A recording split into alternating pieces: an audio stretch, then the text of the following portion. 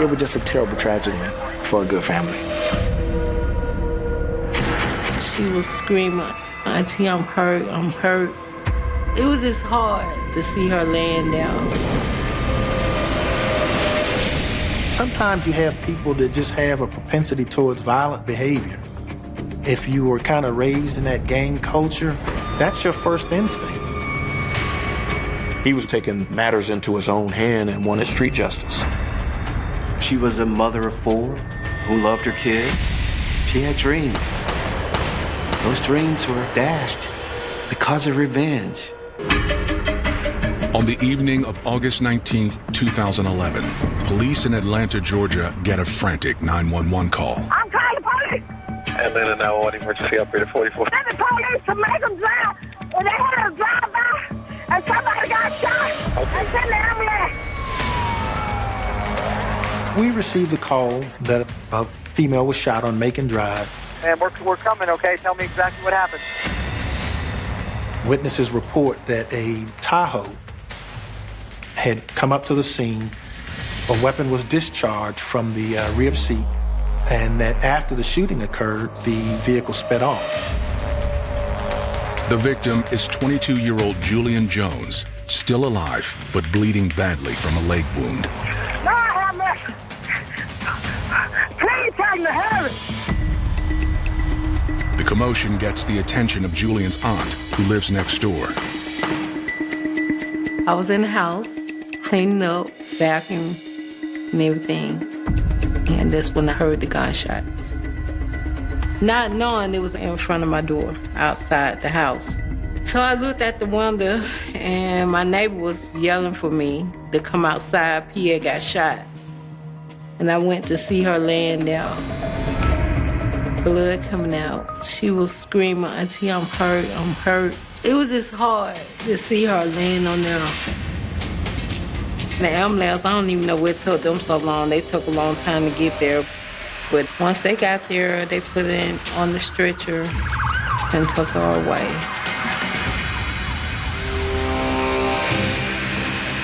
For those left behind at the chaotic scene, the question is why anyone would shoot her in the first place. Everybody loved her, man. I mean, to know her was to love her. She just was entrenched in that community. Just a loving young lady who cared for her family and was trying to be a good mother to her 4 children.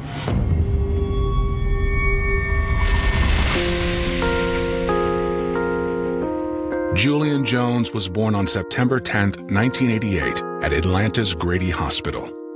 Julian Jones is her biological name, but everybody in the neighborhood call her P. Well, her aunt call her P. She had so many nicknames.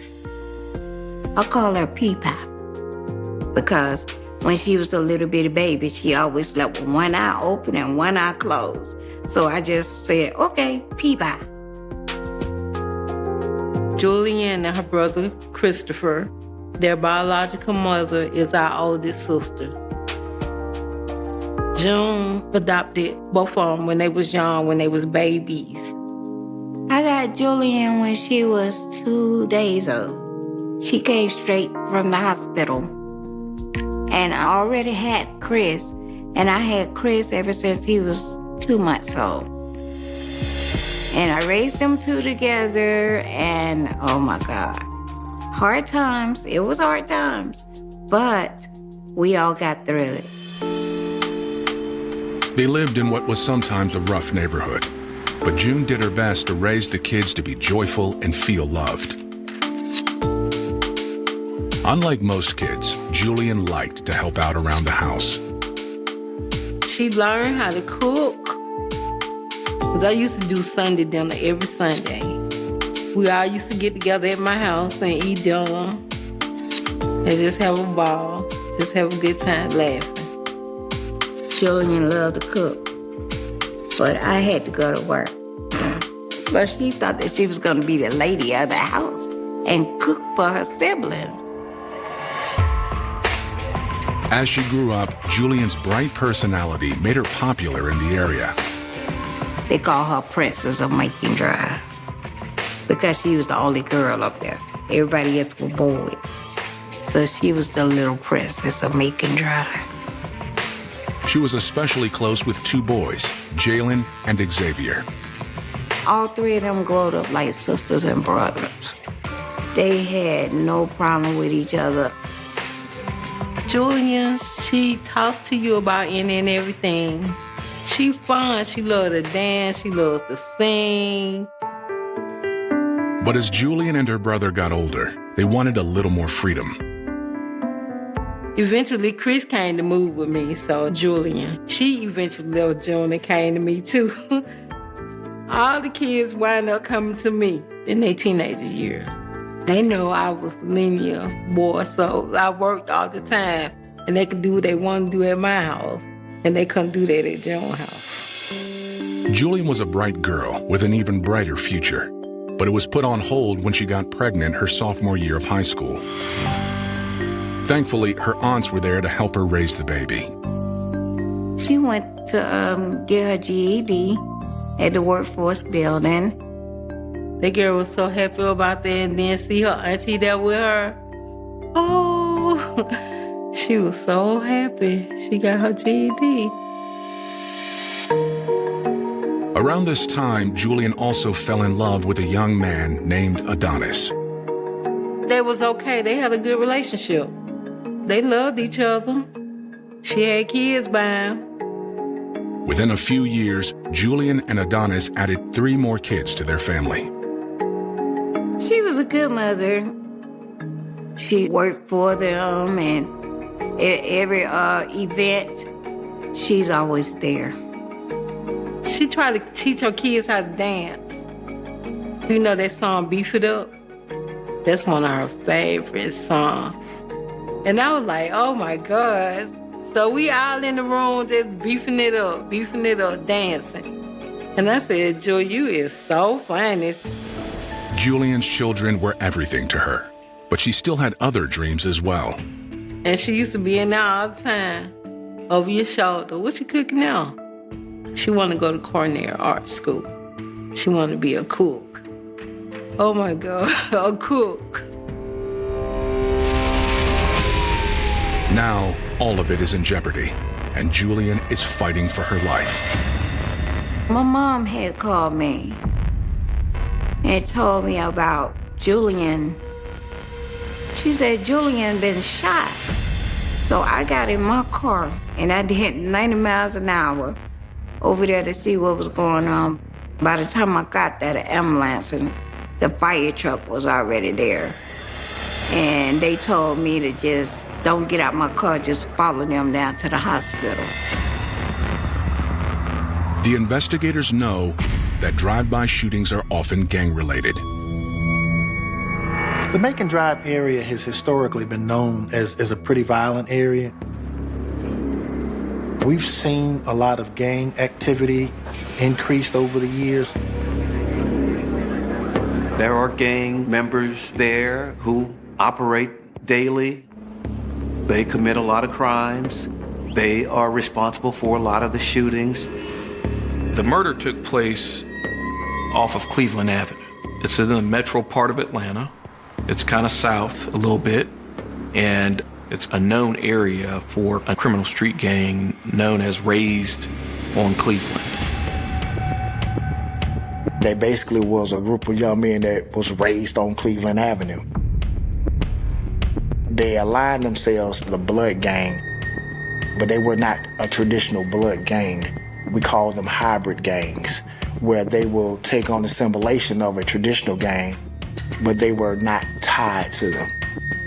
The people you find in these gangs don't have anything to do and nowhere to go. You do something to these guys, they will shoot you and not even think about it. And it's all about the guns, all about the violence. It's nothing about fist fight like we used to in the olden days, or beating somebody up and they going home crying. It ain't nothing like that now. You get an attitude, bam, you shot and dead.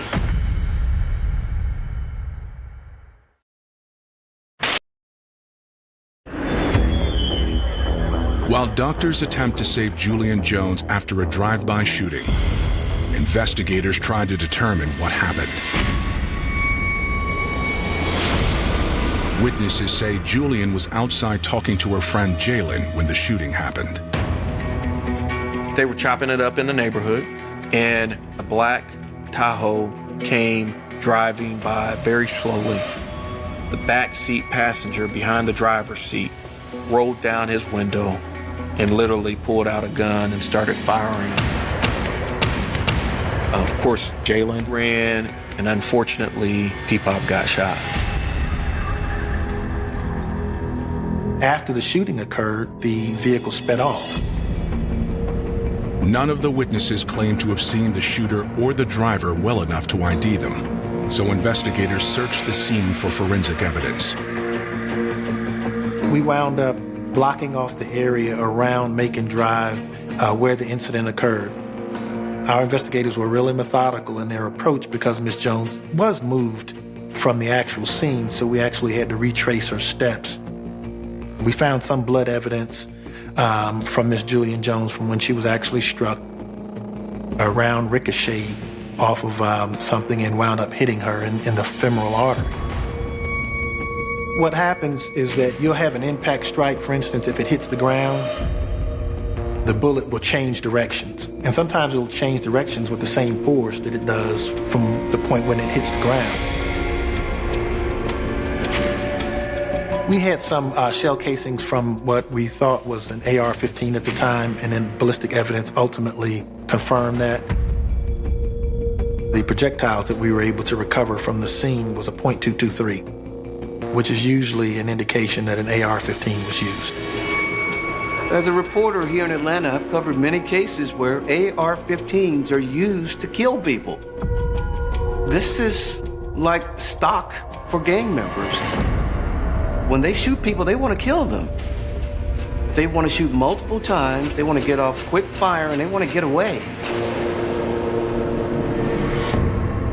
As authorities keep working the scene and start looking for Jalen, Julian's loved ones pray for good news at the hospital. We were sitting down there waiting and waiting. And I was hoping that, she was going to make it home, but she was just going to have something wrong with her legs or she was going to be paralyzed. But when they told me that she was dead, I just couldn't control myself. But I just lost it. They wouldn't let me see her because they said that it was an ongoing investigation. And I wanted to see my baby because I didn't want her to go out like that. When I got from the hospital, I went to get her children. And I tried to explain to her children what's going on. They was only 2, 3, and 10 months old, and the oldest one was 8. The only thing that the baby understand is I want my mom. And the mama wasn't there. And when I got the words that she didn't make it, I was just like too outdone. I was like really, really hurt, really devastated because that was my baby. What I'm gonna do without her? That was my friend. The case has become a homicide, and Julian's loved ones think they know who did it. As we began to question some of our family members, we got information about the potential for domestic violence occurring with respect to her relationship. The family shares details about Julian's boyfriend, Adonis. He started mistreating her. I don't know what went on in their relationship or what caused the mistreating and everything, but I know she wasn't happy anymore. And she moved back home with me. And then this happened. Having been the homicide commander in many deaths related to domestic violence, it's been my experience that at least 15% of all cases come from intimate partners. The princess of Macon Drive is murdered. She's no longer with us. The community is in an uproar. They want to know who did this. Police, they have to look at Adonis. the father of Julian's children. Did he kill her?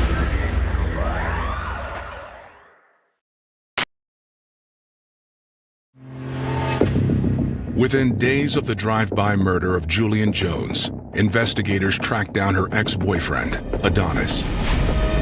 Police took a hard look at Adonis. Was he the person who killed Julian? We were able to eventually identify Adonis, the father of her children, and he provided a statement. Adonis admits that their relationship was volatile, but insists he'd never do anything to hurt her. Him and Peapod probably had kind of a roller coaster relationship. There were some ups and downs, but they were trying to work it out and do their thing and raise their kids as best they could. He may have been verbally abusive. I don't recall any physical abuse. It was just like they was getting mad at each other. They was yelling, they was screaming, they was hollering. I tried to intervene, but sometimes you just can't. Eventually, Julian got tired of it, so Julian wanted to move on, and she wanted to see other people, and she wanted to upgrade her life and get herself together and all of that, and take care of her children. Adonis claims he and Julian remained friends after their breakup. He says he gave her a ride to her aunt's house a little while before she was shot, which means he admits to being in the area at the time. But they began investigating, looked deeper into this case, and they checked out his alibis, and they cleared him in Julian's murder. What we found during the course of our investigation at the end of the day is that he was inside the house dealing with the kids. With their best suspect eliminated, investigators head back out into the neighborhood looking for new leads. But they quickly run into a problem. In some neighborhoods, there's this prevailing sense of not snitching to the police. As you can imagine, some witnesses simply weren't cooperating. One of the things that we work really hard to do is to build this sense of trust in many of our communities. Well, as you can imagine, in an area where there's a lot of crime and there's heavy police enforcement, you have a lot more work to do. Thankfully, Julian's aunt, April Howe, finds a way to serve as a liaison for police. I wasn't questioning people. I wasn't going the door to door. I'm Auntie April in the neighborhood. So, of course, they came to me. Word on the street is that the bullet that killed her niece was intended for someone else, Julian's childhood friend, Jalen. Once I learned Jalen was involved, it was all told by the people in the neighborhood, and we talked about it. And I shared with the detective.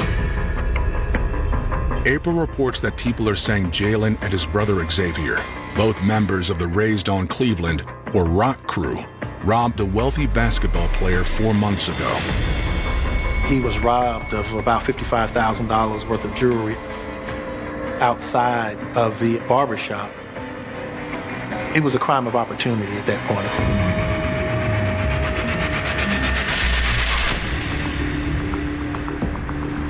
Right after, it appears that he had gone into the barbershop to question some of the individuals in there about the identity of the persons that robbed him when he lost his jewelry. The people in the barbershop was able to give him like a loose description of the individuals and possibly some nicknames. And the basketball player's hunt for revenge gained notoriety around the neighborhood. Everybody knew that, hey, this is the basketball player in his four-door Porsche, and ultimately he's got a gun. And he's looking for the folk that were part of the Rock Crew who robbed him. April tells detectives she heard that the man tracked down Jalen that fateful night to get revenge. He was firing at Jalen, and that's how Julian got shot. I was upset. I wanted to blame Jalen, because if it wasn't for Jalen, my baby wouldn't have been shot, regardless of whether she was outside or not. she would have never been shot.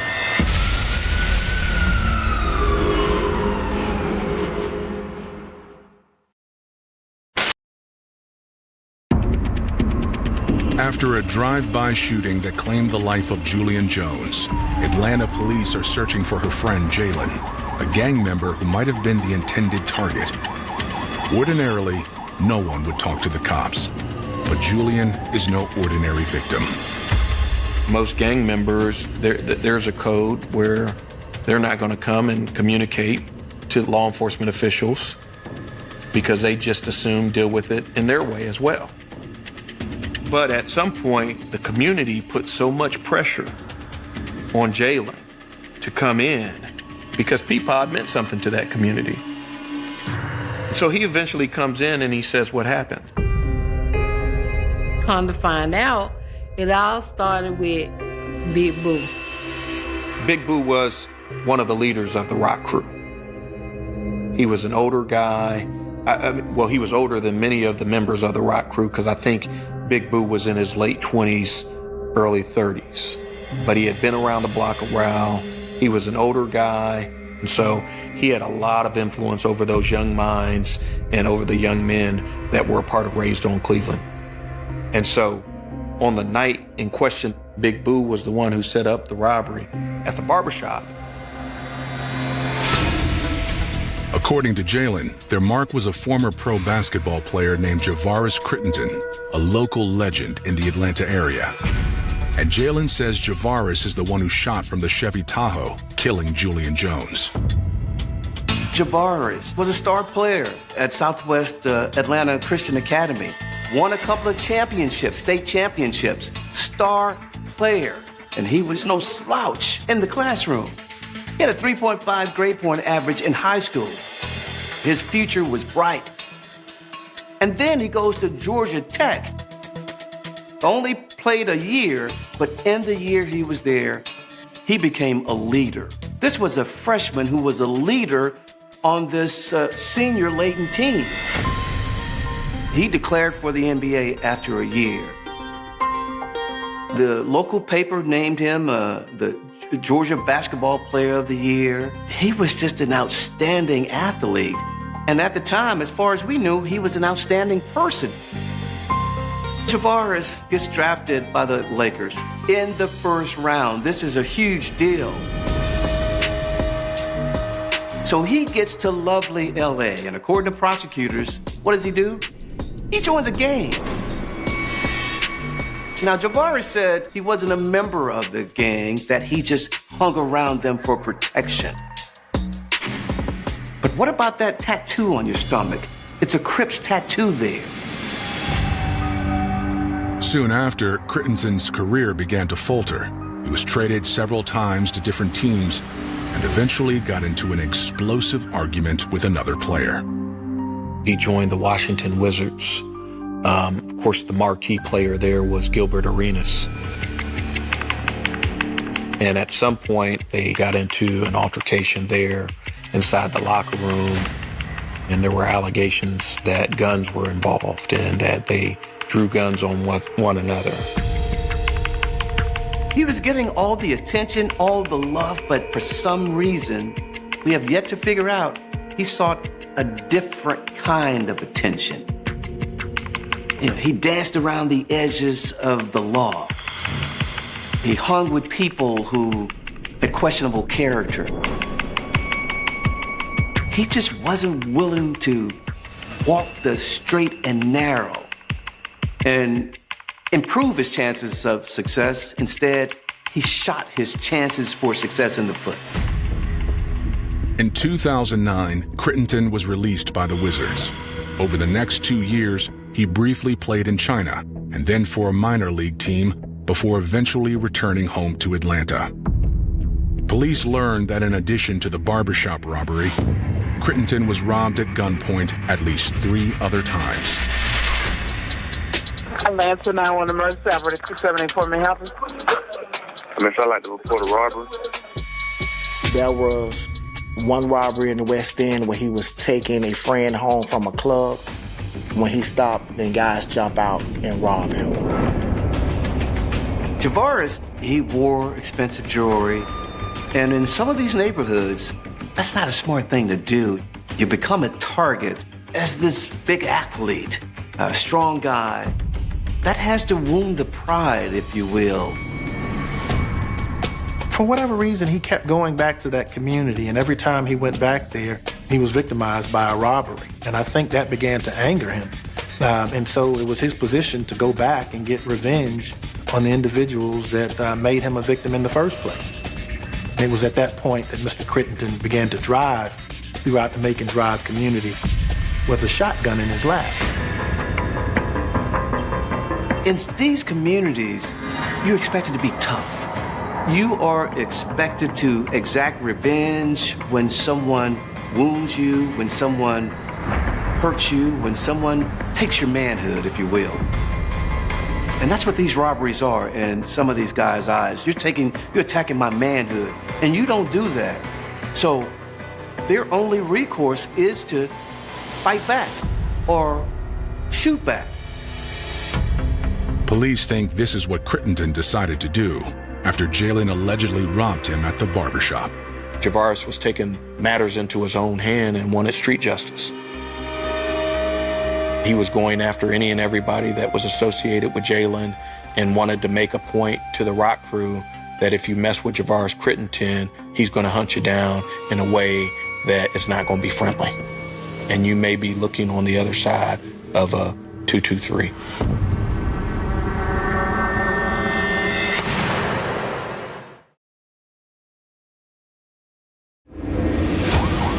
Atlanta police believe Javaris Crittenden is the man who shot Julian Jones during a botched revenge hit on a gang member.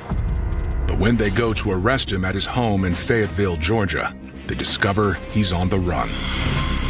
We have to take our steps to try to find him. And so that wasn't the easiest of things, but, developing him as a potential suspect in the case, it became really important that we needed to sit down and talk with him. There was a massive manhunt for Javaris. The police department even had the FBI assisting them in trying to get him into custody. As the search continues, police seek evidence to connect Crittenden to the murder. Witnesses reported seeing a rental symbol on the back of the Tahoe. So we called around and we asked if Javaris Crittenden had rented a Chevy Tahoe at that particular location. And, one after another, they tell you, no, we don't have that name in our database. And then after you make so many phone calls, you start thinking to yourself that you're just chasing the ghost. You make that last phone call and the person said, yeah, well, we did have a Javaris Crittenden that rented a Chevy Tahoe that's a hybrid model from our business. We picked up the vehicle, got a search warrant for it, and I directed them to swab it for gunpowder residue. And right where witnesses put Mr. Crittenden, we got a positive hit for gunpowder residue in the top part of that vehicle, directly where Mr. Crittenden was sitting. You had Javaris Crittenden's fingerprint on the inside door behind the driver's seat. And so all of what Jalen told us was consistent with the physical evidence. It's enough for investigators to get a search warrant for Crittenden's home. While we executed the search warrant at his property, we found the Porsche, but the AR-15 itself, I don't believe we ever found that weapon. We found a shotgun that the witnesses had reported. The investigation really snowballed from that point. The rental agency also gives detectives a copy of the rental agreement. Crittenden's name is on it, along with another man, Douglas Gamble. I found out he's actually the cousin, but they're more like brothers. And he supported whatever Javaris did.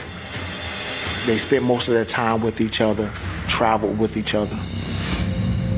Investigators get warrants for Crittenden and Gamble's phone GPS records, which reveals something that suggests Crittenden knew that police used these records to tie people to crimes. At the time that Peapod was shot, Javaris's phone was completely off. Because his phone is off, it doesn't tie him to the scene. It's not communicating with the tower. We didn't believe that ultimately Javaris just happened upon this information. A further look into Javaris's past reveals how he might have learned that criminal strategy. And so our investigation led us to Los Angeles. And lo and behold, the same type of murder Javaris's name comes up in. There was this beef going on, an inner crip beef, and it ultimately ended up killing a young lady. She was actually pregnant with a child, and she died, as well as her baby, there on the scene. Javaris's name came up in that because his phone was in the area. He wasn't a gunman, but he was in the area. He knew how this gang actually rented a car, and so he was instructed about how to go about killing Jalen from this murder. Javaris seems to have applied what he learned about renting cars and turning phones off from the shooting in LA. But his cousin didn't know well enough to turn his phone off, and apparently Javaris didn't share the news. Douglas Gamble's phone goes to the area right around the exact same time the 911 call came out, within minutes of the 911 call. His phone is using a cell tower. It's probably with about a mile and a half from the crime scene. Douglas Gamble's phone leaves the crime scene around that time, and then it goes traveling the west side of Atlanta. Javaris Crittenton's phone pops back on the grid, and now it starts to use cell towers that are not far from the same cell towers that Douglas Gamble was using. Investigators now have enough evidence to get an arrest warrant for Gamble, too. Gamble is arrested and charged with murder, and Crittenton's LA connection finally gives police a lead on where to find him as well. As we began to dig into his gang affiliation, we realized that he had posted bail for some gang members out in Los Angeles. We found and were able to track down that he had purchased a one-way ticket to LA from Atlanta, and that he was going to fly out on like the red eye. On August 29th, 2011, the LAPD and the FBI arrest Javaris Crittenton at John Wayne Airport and extradite him back to Fulton County. Ultimately, he was charged with murder. He was charged with a gang statute here in the state of Georgia, which is one of the strongest statutes in the country, along with possession of a firearm during the commission of a felony. So we started to prepare the case for indictment. And of course, the case was indicted. And once the case was indicted, we were preparing for trial. To everyone's surprise, however, a judge releases Javaris Crittenton on a $230,000 bond, despite strong opposition from Julian Jones's family. No, you don't need to get out. You don't need to get out on bond because you kill someone. You can be a flight risk. You already ran to LA after the murder. So how could you run to LA and then think if we set you on a bond, you won't fly again?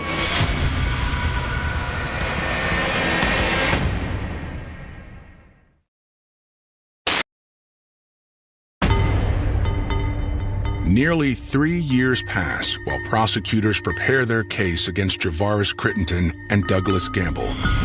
The whole time, Crittenton has remained free on bail, but he can't seem to stay out of trouble. While Javaris is out on bond, police say he's involved in the manufacturing and selling of multi-kilos of cocaine and marijuana. They say him and at least 13 other people were involved in this massive operation to buy and distribute these drugs around the community. Keep in mind, this guy is out on bond on a murder charge, and he's involved in something just as big. Crittenton is rearrested, and police seize over 900 pounds of cocaine. This time, a judge refuses bail. People were wondering, what is Javaris thinking? Is he really who we thought he was? It was just further evidence of his downward spiral. In April 2015, Crittenton and Gamble are set to stand trial for the murder of Julian Jones. I wanted to see some sign of remorse. But I saw this steelish character, this strong and defiant and tough guy sitting there. He was being like he higher than everybody else. No remorse, no sympathy. Everybody knew that Jalen had robbed him and the rock crew had robbed him. But at the end of the day, he found out ultimately where Jalen stayed, and unfortunately, Julian Jones was killed because of it.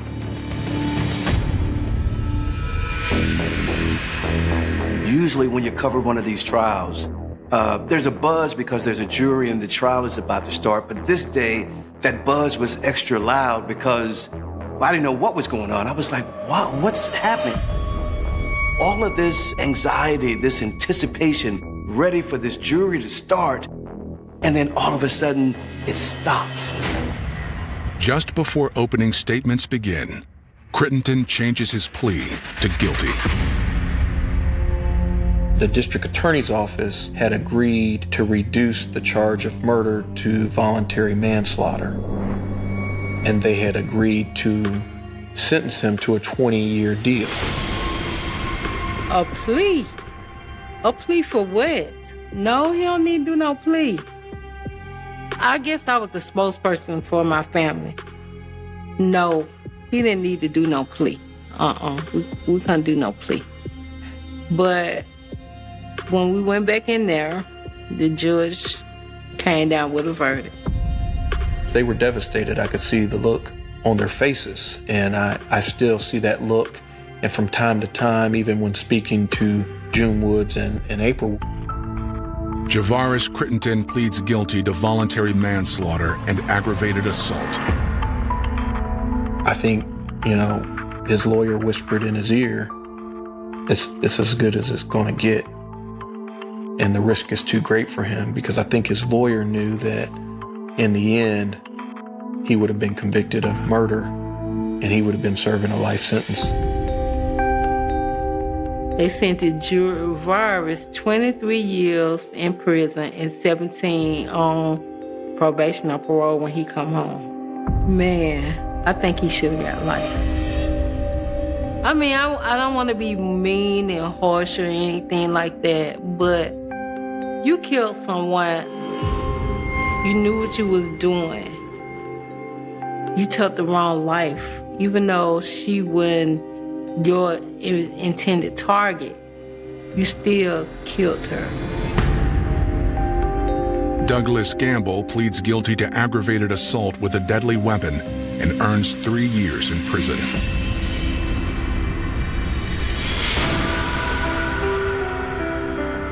When I think about this case, I really dwell on Julian Jones, and I try to think about April and June Woods and Julian Jones' kids. She put them to sleep at night, woke them up to get ready for school. Somebody else has to take care of that task. And you gotta know that they have a hole in their heart, will have one for the rest of their lives because of the actions of Javaris Crittenden and him wanting revenge. It's about decisions. And so, had he made some different decisions and allowed himself to just breathe and take a step back and let law enforcement officials deal with it, then I think you have a different outcome in this case. If he would have just let the detectives handle their job with the jury and stuff, it wouldn't have never happened. He really took my joy. He took my pride. He took everybody's friend. Everybody loved Julian. Julian was like the life of the party. She always had somebody dancing, singing, playing. If you take a life, you get a life. I didn't want them to put him on death row or nothing like that. I didn't want him to die. I just wanted him to spend life in jail. You took my child life and she got to spend it in Southview Cemetery. We always gonna remember Julia. Julia is in our heart forever.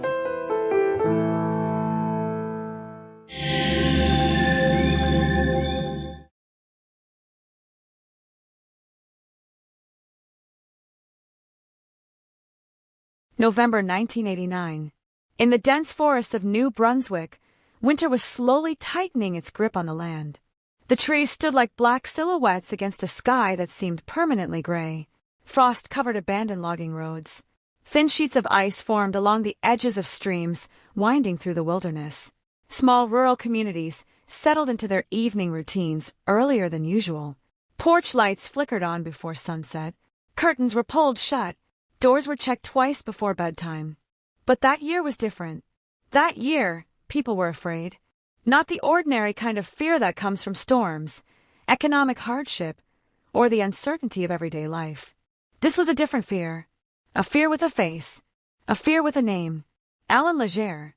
By the fall of 1989, nearly everyone in the Miramichi region knew that name. Children heard adults whisper it at kitchen tables. Shop owners discussed it behind cash registers. Farmers talked about it while fueling their trucks before dawn. Church congregations spoke about it after Sunday services. Everywhere, the same question echoed through the communities scattered across northeastern New Brunswick. Where is he now? No one knew. That uncertainty was perhaps the most terrifying part, because Alan Legere wasn't sitting behind prison walls. He wasn't awaiting trial. He wasn't being transported between secure facilities. He was out there, somewhere, hidden among thousands of square kilometers of forests, rivers, abandoned cabins, and rural back roads. And people knew exactly what he was capable of. The murders had transformed him into something larger than a criminal. To many residents, he had become a nightmare walking in human form. A predator who appeared without warning and vanished before anyone could stop him. A ghost moving through the darkness. A real-life monster. On the night of November 23, 1989, fear once again swept through the region.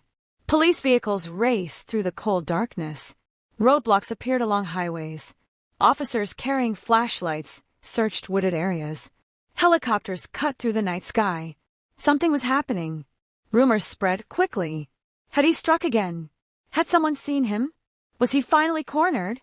Inside homes throughout Miramichi, families gathered around televisions and radios waiting for updates.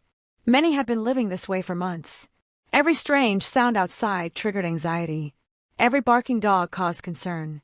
Every unexpected knock on the door sent a wave of panic through households already exhausted by fear. Some parents no longer allowed their children to walk alone. Others kept hunting rifles close at hand during the night. Many residents slept with lights on. Some barely slept at all. For nearly 7 months, the region had existed under a shadow, and nobody knew when that shadow would disappear. Yet the story did not begin in 1989. It began years earlier, long before helicopters filled the skies, long before police checkpoints blocked rural roads, long before terrified citizens locked themselves inside their homes. The story began with a violent man whose anger seemed to simmer just beneath the surface. A man who spent years drifting through crime after crime. A man whose name rarely attracted national attention until it was too late. Alan Joseph Legere. People who encountered him often described an unsettling presence. He was not physically imposing in the way movie villains are often portrayed. There was nothing cinematic about him. Nothing that immediately screamed danger. Yet beneath the ordinary exterior existed something deeply disturbing. A volatility that could ignite without warning. A capacity for violence that seemed almost limitless. Years before the murders that would make him infamous, he had already built a criminal record filled with thefts, assaults, and armed robberies. Each offense appeared to be another step down a dark path. Each arrest another warning.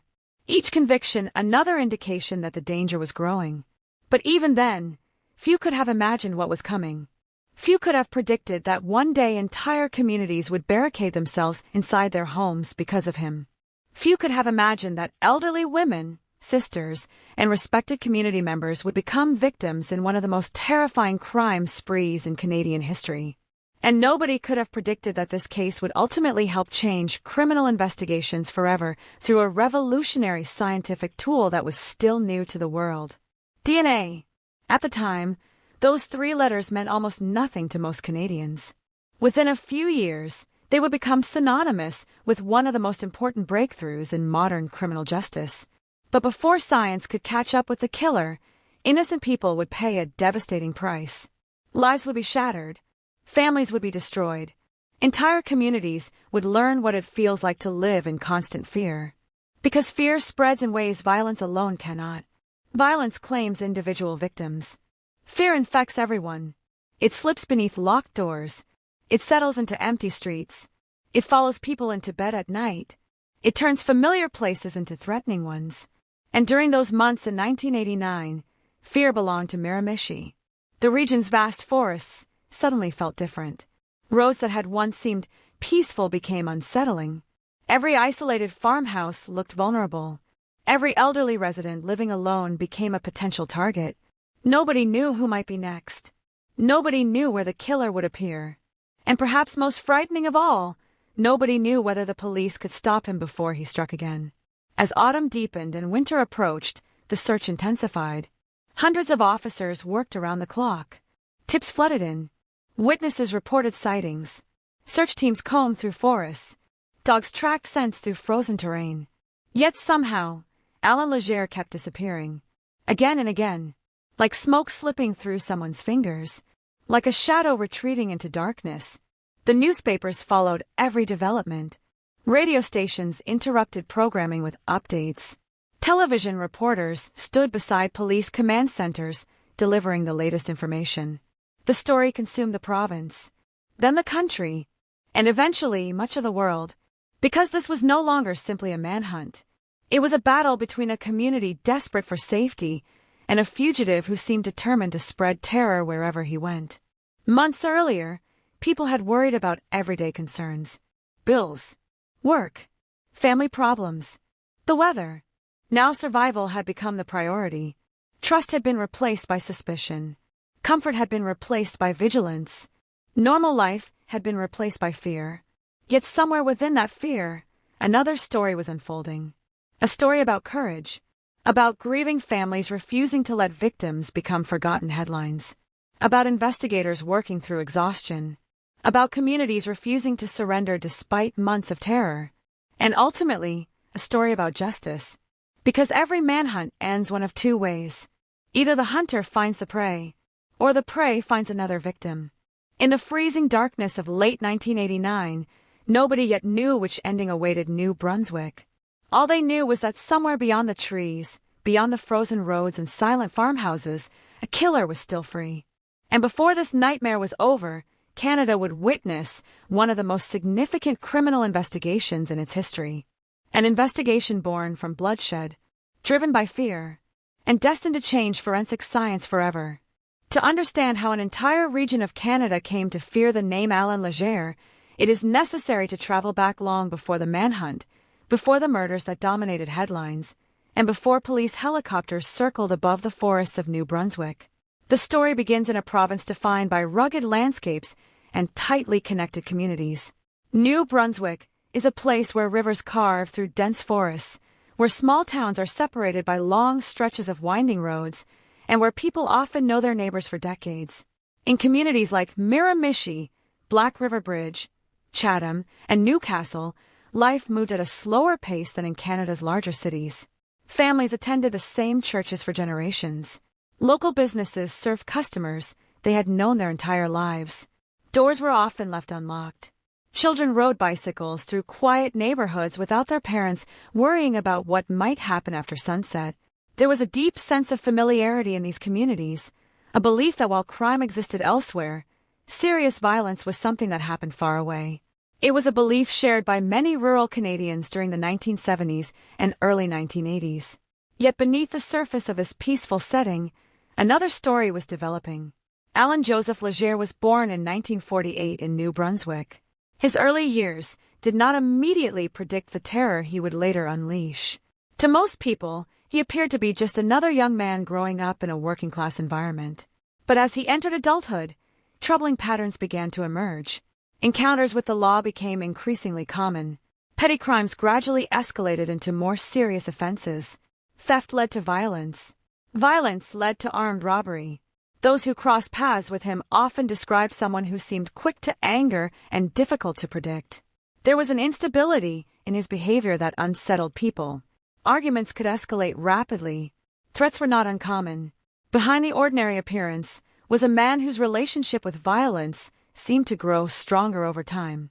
Criminal records can sometimes read like dry collections of dates and charges, but behind each entry lies a choice. In Leger's case, those choices repeatedly moved in the same direction.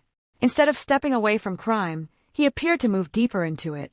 Law enforcement officers who dealt with him saw a pattern that suggested escalating danger. Each arrest was another warning sign. Each conviction, another indication that his capacity for violence was expanding. Yet even then, few imagined he would eventually become one of the most feared criminals in Canadian history. By the mid-1980s, New Brunswick remained largely insulated from the type of serial violence that had shocked other regions of North America. People worried about economic challenges, harsh winters, and everyday concerns. The idea that a future serial killer was already living among them seemed unimaginable. Then came the night that changed everything for one family. On June 21st, 1986, John and Mary Glendenning were inside their store in Black River Bridge. They were well known in the community. Their business was more than a store. It was a gathering place where neighbors stopped to chat, exchange news, and maintain the social connections that held the community together. John and Mary represented the kind of hardworking local residents found throughout rural Canada. They had built their lives through dedication and perseverance. That summer evening began like countless others. Nothing suggested that within hours their lives would be shattered. During the night, Alan Leger and an accomplice entered the property. What followed was an act of violence so brutal that it would leave lasting scars on the community. John Glendenning was attacked with extraordinary force. The assault was savage. The level of violence went far beyond what would be necessary during a robbery. It reflected something darker, something deeply disturbing about the attacker's mindset. John died from his injuries. Mary suffered a horrifying attack of her own.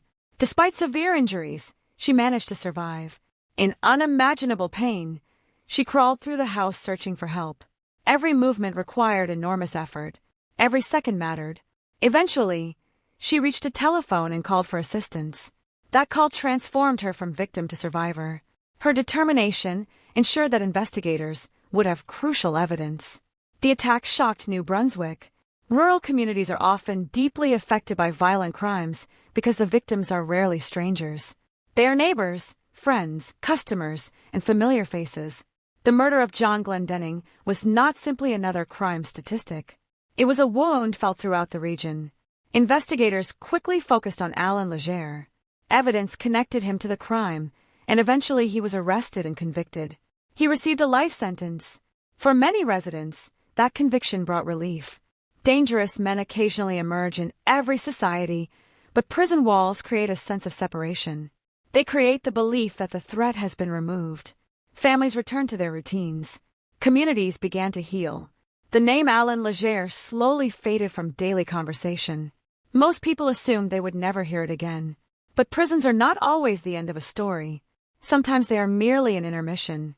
While serving his sentence, Leger spent years behind bars. On paper, the threat appeared contained. Yet beneath that appearance, circumstances were developing that would eventually lead to disaster. Correctional facilities face constant challenges. Medical appointments must be arranged. Inmates require treatment. Security procedures must balance safety with practical realities. It was within that system that a critical opportunity emerged.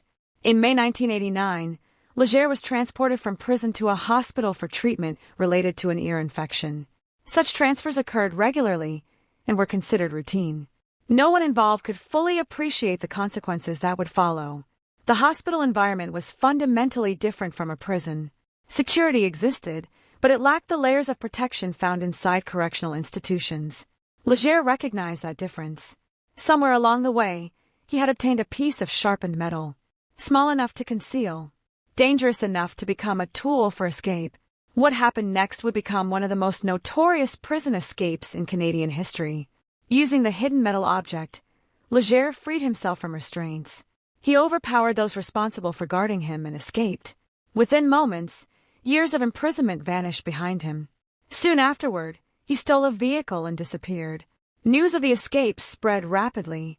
Initially, many residents viewed it as alarming but temporary. Escape prisoners are often captured quickly. Police forces mobilize. Roadblocks appear. Tips are collected. Most fugitives make mistakes. Most are found. But Alan Legere was different. Hours became days. Days became weeks. Weeks became months. And with each passing day, concern grew. Somewhere within the vast forests and rural communities of New Brunswick, a convicted murderer was free. Summer arrived across the province. Rivers sparkled beneath long daylight hours. Fishing boats moved through familiar waters. Tourists traveled scenic highways. Yet beneath the appearance of normality, anxiety slowly increased. People followed news reports closely. Police searched extensively. Residents remained alert. Still, no one knew exactly where Legere was hiding. Then came the first indications that the nightmare was only beginning. The fear that initially accompanied the escape gradually transformed into something far more serious. Investigators began to suspect that Legere was not merely trying to avoid capture. He was actively hunting for opportunities. Looking back now, historians and criminal investigators often describe this period as the calm before the storm. The province stood on the edge of a crisis without fully realizing it. The escape itself was shocking. But it was what came afterward that would forever change how New Brunswick remembered the name Alan Legere. Rural communities that had once trusted in their safety were about to discover how quickly that sense of security could disappear. Families who had never locked their doors would soon begin checking windows before bed. Elderly residents who had lived alone for decades would become afraid of the darkness outside. Children would hear adults discussing murder at dinner tables. And across the Miramichi region, a simple question would begin to dominate every conversation. Not whether Alan Legere would strike again, but when. Before the headlines, before the police roadblocks, before helicopters swept across the forests of New Brunswick searching for a fugitive killer, there were ordinary people living ordinary lives. That is often the first truth lost in stories like this. When history remembers a serial murder case, it tends to remember the killer. The name of the offender becomes famous. Books are written. Documentaries are produced. Court records are studied. But the people whose lives were stolen deserve more than a brief mention. They deserve to be remembered as they lived. Not as crime scene photographs. Not as evidence exhibits. Not as names buried in legal documents. They were mothers, sisters, neighbors, friends, and community members whose absence left permanent holes in the lives of those who loved them. The first victim in the terrifying series of murders following Alan Legere's escape was 75-year-old Annie Flam. To outsiders, Annie might have appeared to be just another elderly woman living alone in rural New Brunswick. To those who knew her, she was much more. She belonged to a generation that had survived hardships many younger Canadians could barely imagine. She had lived through economic struggles, changing times, and decades of life in a province where resilience was often a necessity rather than a choice. People who knew Annie remembered her as independent. Even in her 70s, she maintained her home and routines. Her life followed a rhythm familiar to many elderly residents of rural Canada. Mornings often began quietly, coffee brewing in the kitchen, the sound of a radio playing softly in the background, sunlight filtering through curtains, the familiar comfort of routine. There is something deeply human about routine. It creates stability. It provides comfort. It makes a house feel like home. For elderly people living alone, those routines often become especially meaningful. Every object has its place. Every activity has its hour. Every day follows a pattern built over decades. Annie's home represented exactly that kind of stability. A place where she felt safe. A place where she expected to spend the coming years surrounded by familiar memories. The thought that danger could enter through her front door would have seemed unimaginable. In communities like hers, trust was part of daily life. Neighbors knew each other. People waved when passing on country roads. Residents often left doors unlocked. Many had spent their entire lives believing that serious violence happened somewhere else. Not here. Not in places where everyone knew everyone. Not in places where families had known each other for generations. But by the summer of 1989, that belief was beginning to crack. News of Alan Legere's escape had spread throughout the province. People talked about it at grocery stores, at church gatherings, at coffee shops, at kitchen tables. The conversations were usually the same. Had anyone seen him? Where might he be hiding? Would police catch him soon? Most people hoped the situation would end quickly. Most wanted to believe authorities would find him before anyone was hurt. Then Annie Flam became proof that those hopes were misplaced. The details of what happened inside her home shocked even experienced investigators. The violence was extreme, far beyond what anyone expected. When officers arrived, they quickly realized this was not a burglary that had gone wrong. This was something darker, something more personal, something driven by rage. The crime sent a wave of fear through New Brunswick. Because Annie represented vulnerability. She was elderly. She lived alone. She posed no threat to anyone. If someone like Annie could become a victim, then who was safe? That question echoed across the region. Families who had never worried about locking their doors suddenly began doing so every night. Some installed extra locks. Others purchased outdoor lights. Neighbors checked on elderly residents more frequently. The murder changed behavior almost immediately. Fear had entered daily life. Yet Annie Flam's story is not defined solely by the violence that ended her life. It is also defined by the life she lived before that night. The years she spent building relationships. The friendships she nurtured. The memories she created. The ordinary moments that make up a human life. Those are the things her loved ones remembered. Not the headlines. Not the crime scene. But the woman herself. Unfortunately, Annie would not be the only victim. As the months passed, Alan Legere continued moving through the region like a shadow. And soon another family would experience unimaginable loss. Donna Donnie and her sister Linda Donnie were known in their community as hardworking, ordinary women. The bond between sisters is often difficult to describe. It is built over decades. Shared childhood memories, shared family gatherings, shared experiences that create a connection unlike any other. Donna and Linda had spent their lives creating exactly that kind of bond.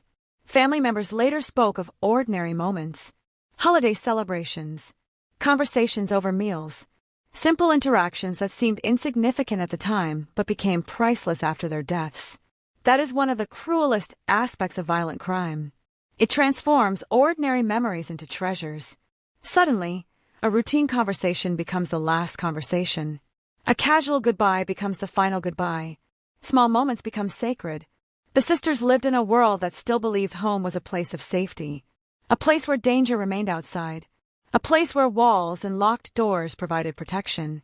But killers do not respect such boundaries. When violence entered their lives, it shattered far more than physical security. It destroyed the sense of safety shared by an entire community. The discovery of what happened to Donna and Linda left investigators stunned.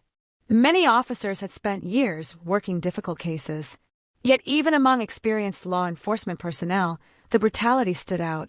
The level of violence suggested something deeply disturbing. Something escalating. Something becoming more dangerous with every crime. News spread rapidly. By then, residents were already frightened because of Annie Flam's murder. The deaths of Donna and Linda intensified those fears dramatically. People no longer viewed Alan Legere as merely an escaped prisoner. He had become something else. A predator. A hunter. Someone capable of appearing anywhere. Parents began changing routines. Children were instructed not to travel alone. People who had lived peacefully for decades suddenly viewed strangers with suspicion. The social fabric of the community was beginning to change. And then came the murder that many residents still describe as the moment fear reached its highest point. Father James Smith, 69 years old, a respected priest, a man who had spent much of his life serving others. For countless people, Father Smith represented stability, guidance, compassion. His church was more than a building. It was a gathering place, a source of comfort, a place where people sought hope during difficult times. He had baptized children, presided over weddings, comforted grieving families, visited the sick, helped those in need. His presence was woven into the life of the community. Many residents could not remember a time when Father Smith had not been there. People trusted him, respected him, loved him. That trust made what happened next even more devastating. When news spread that Father Smith had been murdered, disbelief quickly turned into outrage. Residents struggled to process it. If a priest could become a victim, then nobody was beyond reach. Nobody was protected. The murder seemed to destroy the final illusion that the violence might somehow spare certain people. The community entered a state of collective anxiety unlike anything it had experienced before. Church attendance increased, not because people felt safe, but because they needed comfort, needed answers, needed reassurance. Yet answers were difficult to find, because Alan Legere remained free, somewhere beyond the reach of police, somewhere hidden among forests, rivers, abandoned buildings, and rural roads. And as each new victim was mourned, one terrible reality became impossible to ignore. These were not random names in newspaper articles. They were real people, people whose lives mattered, people who had families waiting for them, people who had plans for the future, people who woke up expecting an ordinary day and never saw another sunrise. For every victim, there were grieving relatives left behind, children who lost parents, siblings who lost brothers and sisters, friends who lost lifelong companions, entire communities forced to carry the weight of collective grief. Long after the headlines faded, those losses remained. Because while society often remembers serial murder cases through the lens of the killer, the true story belongs to the victims. Their lives, their memories, their humanity.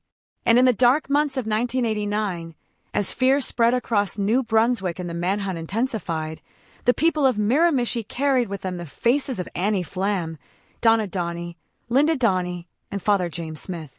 Not merely as victims, but as neighbors, as friends, as loved ones, as human beings whose stories deserve to be remembered long after the hunt for Alan Legere finally came to an end. The summer of 1989 arrived in New Brunswick with long daylight hours and the familiar rhythm of rural life. Fishing boats moved across rivers before sunrise. Farmers worked fields beneath open skies. Children rode bicycles down quiet roads lined with trees. To an outsider, the region appeared peaceful, almost untouched by the darker realities that haunted larger cities. Yet somewhere beyond the sight of ordinary citizens, a convicted murderer was moving through the province. Alan Legere had escaped. At first, many residents believed the situation would be temporary. Escaped prisoners were usually caught. Police departments had procedures. Roadblocks could be established. Search teams could be organized. The public trusted that authorities would locate him before long. Days passed, then weeks. The reassuring headlines never came. Instead, uncertainty grew. The forests of New Brunswick seemed endless. Thousands of square kilometers of wilderness stretched across the province. Dense trees concealed abandoned camps, forgotten trails, and isolated clearings. For someone desperate to avoid capture, the landscape offered countless hiding places. Legere knew that. Every day, he remained free, increased the pressure on investigators, and intensified the anxiety spreading through local communities. Then, during the early weeks following his escape, the fear that had existed mostly in imagination suddenly became real. For Annie Flam, the day began like countless others before it. The elderly woman followed familiar routines. The small details of daily life filled the hours. Simple tasks, quiet moments, the comforting predictability that often comes with age. Nothing suggested she was living through the final chapter of her life. As evening approached, the countryside settled into silence. Rural nights possess a unique darkness. Unlike cities, there are few streetlights, few passing vehicles, few distractions. When night arrives, it arrives completely. Inside her home, Annie was surrounded by familiar possessions collected over decades. Family photographs, furniture worn smooth by years of use, memories embedded in every room. It should have been the safest place in the world. Instead, it became the setting for unimaginable violence. At some point during the night, Alan Legere entered her home. The details that investigators would later uncover painted a horrifying picture. This was not a quick theft. This was not a desperate fugitive searching only for supplies. The violence inflicted upon Annie was extreme, excessive, personal, the kind of violence that leaves experienced detectives struggling to understand what could motivate such cruelty. When the attack was over, a 75-year-old woman who had spent decades building a life within her community was gone. The following day, the discovery sent shockwaves through the region. News traveled quickly. Small communities have their own communication networks. Information moves from neighbor to neighbor, from family member to family member. People heard fragments first. Something terrible had happened. An elderly woman had been killed. The escaped prisoner might be responsible. By the time official confirmation arrived, fear had already begun spreading. Doors that had remained unlocked for generations were suddenly secured. Porch lights stayed on throughout the night. Residents checked windows repeatedly before going to bed. For the first time, many people considered the possibility that Alan Legere was not merely hiding. He was hunting, and the realization was terrifying. Yet the nightmare was only beginning. As investigators worked to process the crime scene and gather evidence, Legere remained free. The province watched nervously. Every passing day increased the sense of dread. People wanted answers. Where was he? How was he surviving? Would he strike again? No one could say. Then came another attack. Another family shattered. Another community forced to confront the reality that the violence was escalating. Donna and Linda Donnie were sisters. Like many siblings who spend their lives close to one another, their connection had been built through decades of shared experiences. Family gatherings, holiday celebrations, ordinary conversations, the countless moments that create bonds impossible to replace. Those bonds made what happened next especially devastating. When violence entered their lives, it did not affect only two individuals. It affected everyone who loved them. The attack itself revealed something increasingly disturbing about the fugitive moving through New Brunswick. The brutality was escalating. Investigators noticed it immediately. Experienced officers often learn to recognize patterns. Certain crimes suggest panic. Others suggest planning. Some reveal anger. Others reveal control. The scenes connected to Legere displayed a level of violence that suggested something darker than simple survival. The attacks appeared fueled by rage.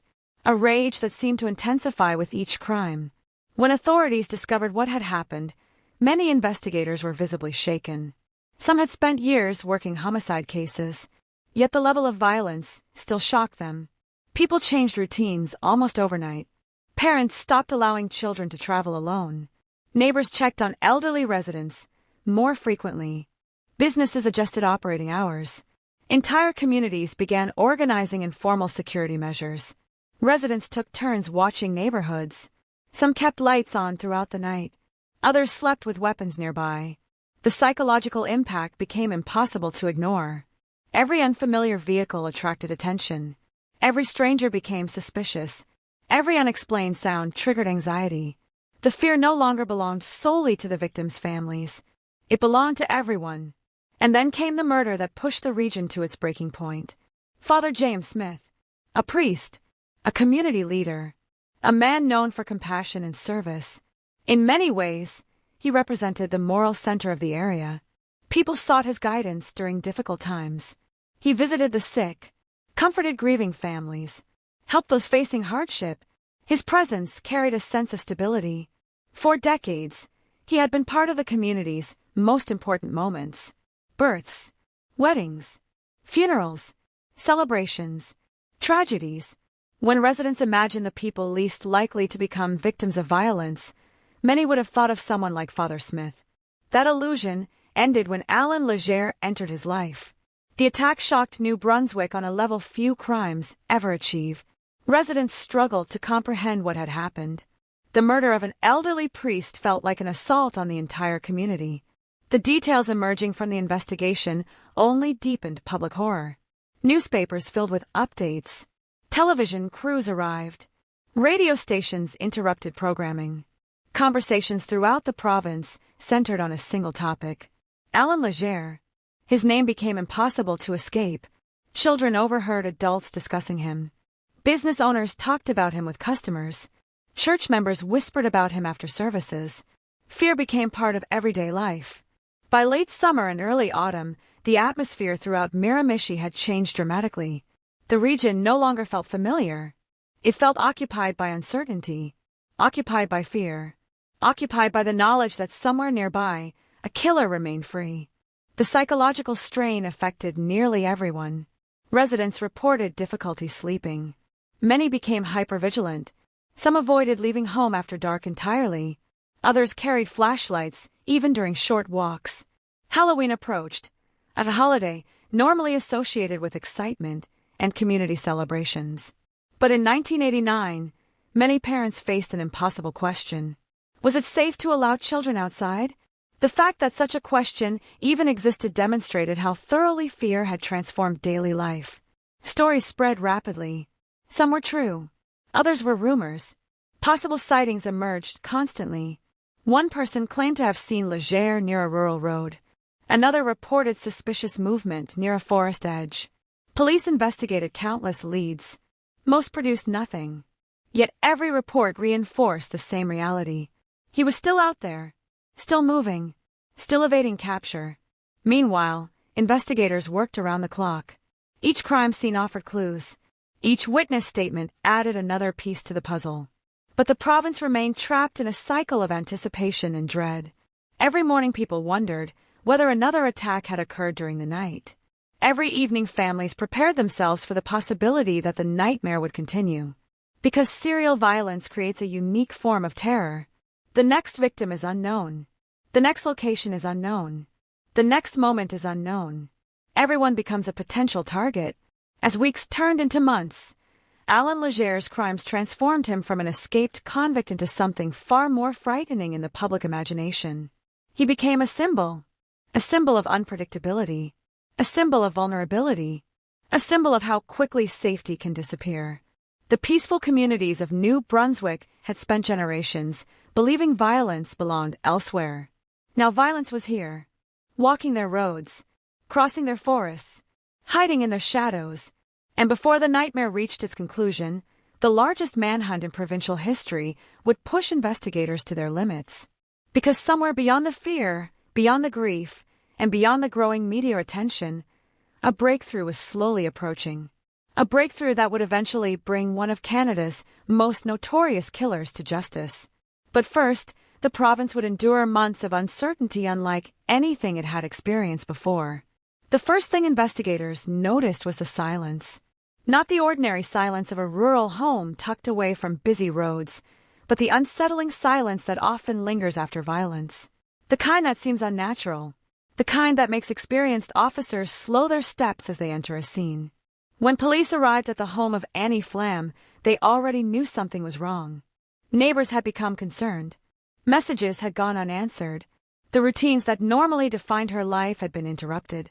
For elderly residents living alone, routine often serves as a form of communication with the outside world. People notice when curtains remain closed. They notice when a familiar face fails to appear. They notice when something feels different. That awareness led authorities to Annie's home.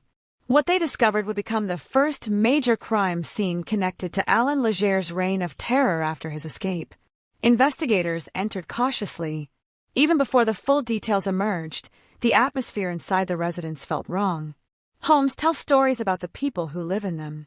Photographs displayed on shelves, reading glasses resting beside chairs, family keepsakes collected over decades. These ordinary objects often create a sense of warmth. But when violence enters such a space, the contrast becomes disturbing. The evidence quickly revealed that Annie had not died of natural causes. The scene spoke of struggle, of fear, of brutality. Veteran investigators exchanged grim looks. Many had worked homicide cases before. Yet certain crime scenes leave a deeper impression than others.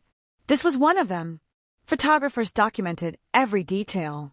Forensic specialists carefully collected evidence. Measurements were taken. Samples were secured. Nothing could be overlooked. Because somewhere beyond the boundaries of that property, a killer remained free. At that stage, investigators already knew about Alan Legere's escape. His name immediately entered discussions. The possibility that a convicted murderer had committed another violent crime transformed the investigation from a local homicide into a matter of urgent public safety. News traveled rapidly. Within hours, officers were conducting interviews. Neighbors were questioned. Potential witnesses were identified. Every movement near the property became important. Every unusual observation was documented. Yet despite the growing suspicion surrounding Legere, detectives faced a familiar challenge. Suspicion alone was not enough. Evidence would be required. Proof would be required. And at that moment, the proof remained incomplete.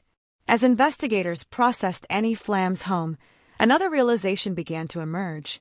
The violence was excessive. This observation mattered. Experienced homicide detectives often study not only what happened but how it happened. The level of force used can reveal important clues about an offender's mindset. In this case, the brutality suggested something beyond simple robbery.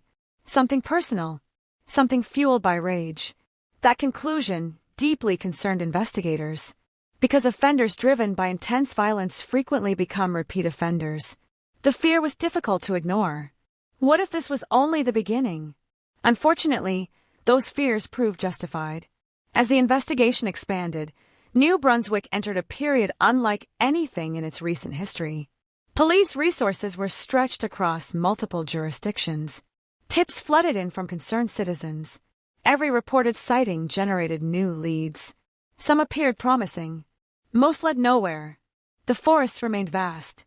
The rural landscape offered countless hiding places. Meanwhile, public anxiety continued growing. Then came another crime scene. And another. Each discovery intensified the pressure. Each discovery deepened the sense of urgency. When authorities arrived at locations connected to later victims, the atmosphere was often similar. Initial confusion, rapid assessment, the growing realization that another act of extreme violence had occurred. Then, the painstaking process of documentation. Crime scene investigators worked methodically. Every footprint mattered. Every fingerprint mattered. Every fiber, hair, stain, or discarded object carried potential significance. The challenge was enormous. Unlike modern investigations supported by advanced digital surveillance, investigators in 1989 relied heavily on physical evidence and witness accounts. Cell phones did not track movements. Security cameras were far less common. There were no social media posts to analyze. Finding a fugitive often depended on traditional police work. And traditional police work required patience. Hours became days. Days became weeks. The pressure mounted relentlessly. One of the most significant discoveries emerged through the careful comparison of evidence from multiple crime scenes. Patterns began to appear. Investigators noticed similarities. Certain behaviors repeated. Certain methods connected the crimes. Individually, each clue seemed small. Together, they painted a picture. The picture was terrifying. The same offender was almost certainly responsible. The murders were linked. And that offender was likely Alan Leger. The public did not know every detail investigators possessed. Authorities intentionally withheld certain information. This is a common investigative strategy. Specific details can help verify confessions, eliminate false leads, and strengthen prosecutions. But even without knowing everything, residents understood enough. The danger was real. The killings were connected. The killer remained free. As the investigation expanded, command centers became increasingly active. Maps covered walls. Photographs were pinned to boards. Officers reviewed timelines repeatedly. Where had Leger been seen? Which routes might he be using? Who might be helping him? The search became both a criminal investigation and a strategic exercise. Every clue was analyzed. Every possibility explored. At times, exhaustion became visible. Many investigators worked long hours with little rest. Families of victims demanded answers. Communities demanded protection. The media demanded updates. The pressure never disappeared. Yet amid the frustration, important evidence continued to accumulate. Witnesses reported suspicious activity. Physical evidence linked locations. Timelines narrowed. The picture slowly became clearer. Still, clarity did not equal capture. Leger remained elusive. For every lead that appeared promising, another dead end emerged. For every report placing him in one location, another suggested he was somewhere else. The uncertainty proved maddening. Some officers later described the experience as chasing a ghost. Not because Leger was invisible, but because he seemed capable of slipping away whenever authorities got close. Then came the murder of Father James Smith. For investigators, this crime represented a turning point. Not merely because of the victim's prominence within the community, but because of what it revealed. The killer's confidence appeared to be growing. The attacks were becoming increasingly bold. This realization intensified fears among law enforcement. Serial offenders sometimes escalate. The longer they avoid capture, the more dangerous they become. The evidence suggested that possibility was becoming reality. Following Father Smith's murder, investigative efforts increased dramatically. Resources from multiple agencies were coordinated. Specialized personnel joined the effort. Information sharing became more extensive. The search transformed into one of the largest manhunts New Brunswick had ever seen. Yet even as the operation expanded, the investigation continued relying on careful forensic work. Every crime scene held secrets. Every piece of evidence carried potential value. Investigators understood that solving the case might ultimately depend on details invisible to the naked eye. Tiny fragments, microscopic traces, physical evidence that could survive even when witnesses could not. At the time, a revolutionary forensic tool was beginning to attract attention within scientific circles. DNA analysis. The technology remained relatively new. Its capabilities were not yet fully understood by the general public. Many investigators had limited experience using it, yet some experts believed it represented the future of criminal investigations. As evidence accumulated from the various crime scenes connected to Leger, the possibility of using DNA became increasingly important. The science was still evolving. The legal system was still adapting. But a new era was approaching. Most people living in New Brunswick had no idea that the investigation unfolding around them would soon become part of Canadian forensic history. For now, they focused on more immediate concerns: locking doors, protecting families, watching the news, waiting for answers. Meanwhile, investigators continued piecing together a puzzle stained with blood and fear. Each crime scene offered another fragment. Each discovery added another layer. Each victim brought detectives closer to understanding the man they were hunting. The evidence was growing. The picture was becoming clearer. And somewhere within that growing mountain of information lay the key that would eventually bring Alan Leger's months of terror to an end. The question was whether investigators could find that key before another life was lost. By the autumn of 1989, fear had become a permanent resident of the Miramichi region. People no longer spoke about Alan Leger as an escaped convict. He had become something else entirely. A shadow moving through forests, a name parents whispered after dark, a threat that seemed capable of appearing anywhere at any time. For investigators, however, fear could not become a distraction. While communities struggled with anxiety and grief, detectives faced a different challenge. They had to find a man who appeared to be staying one step ahead of everyone. Every morning began with new reports, possible sightings, anonymous tips, rumors, witness statements. Most led nowhere. Some seemed promising for a few hours before collapsing under scrutiny. Yet each lead had to be examined. No possibility could be ignored. The consequences of overlooking the right clue were simply too great. Inside temporary command centers established during the manhunt, walls became covered with maps. Colored markers identified reported sightings. Photographs of victims hung beside timelines. Investigators moved from one table to another, carrying folders filled with reports. Coffee cups accumulated beside stacks of paperwork. The atmosphere was tense, not dramatic in the cinematic sense, not filled with shouting or sudden breakthroughs. Instead, it was the quiet tension of people carrying enormous responsibility.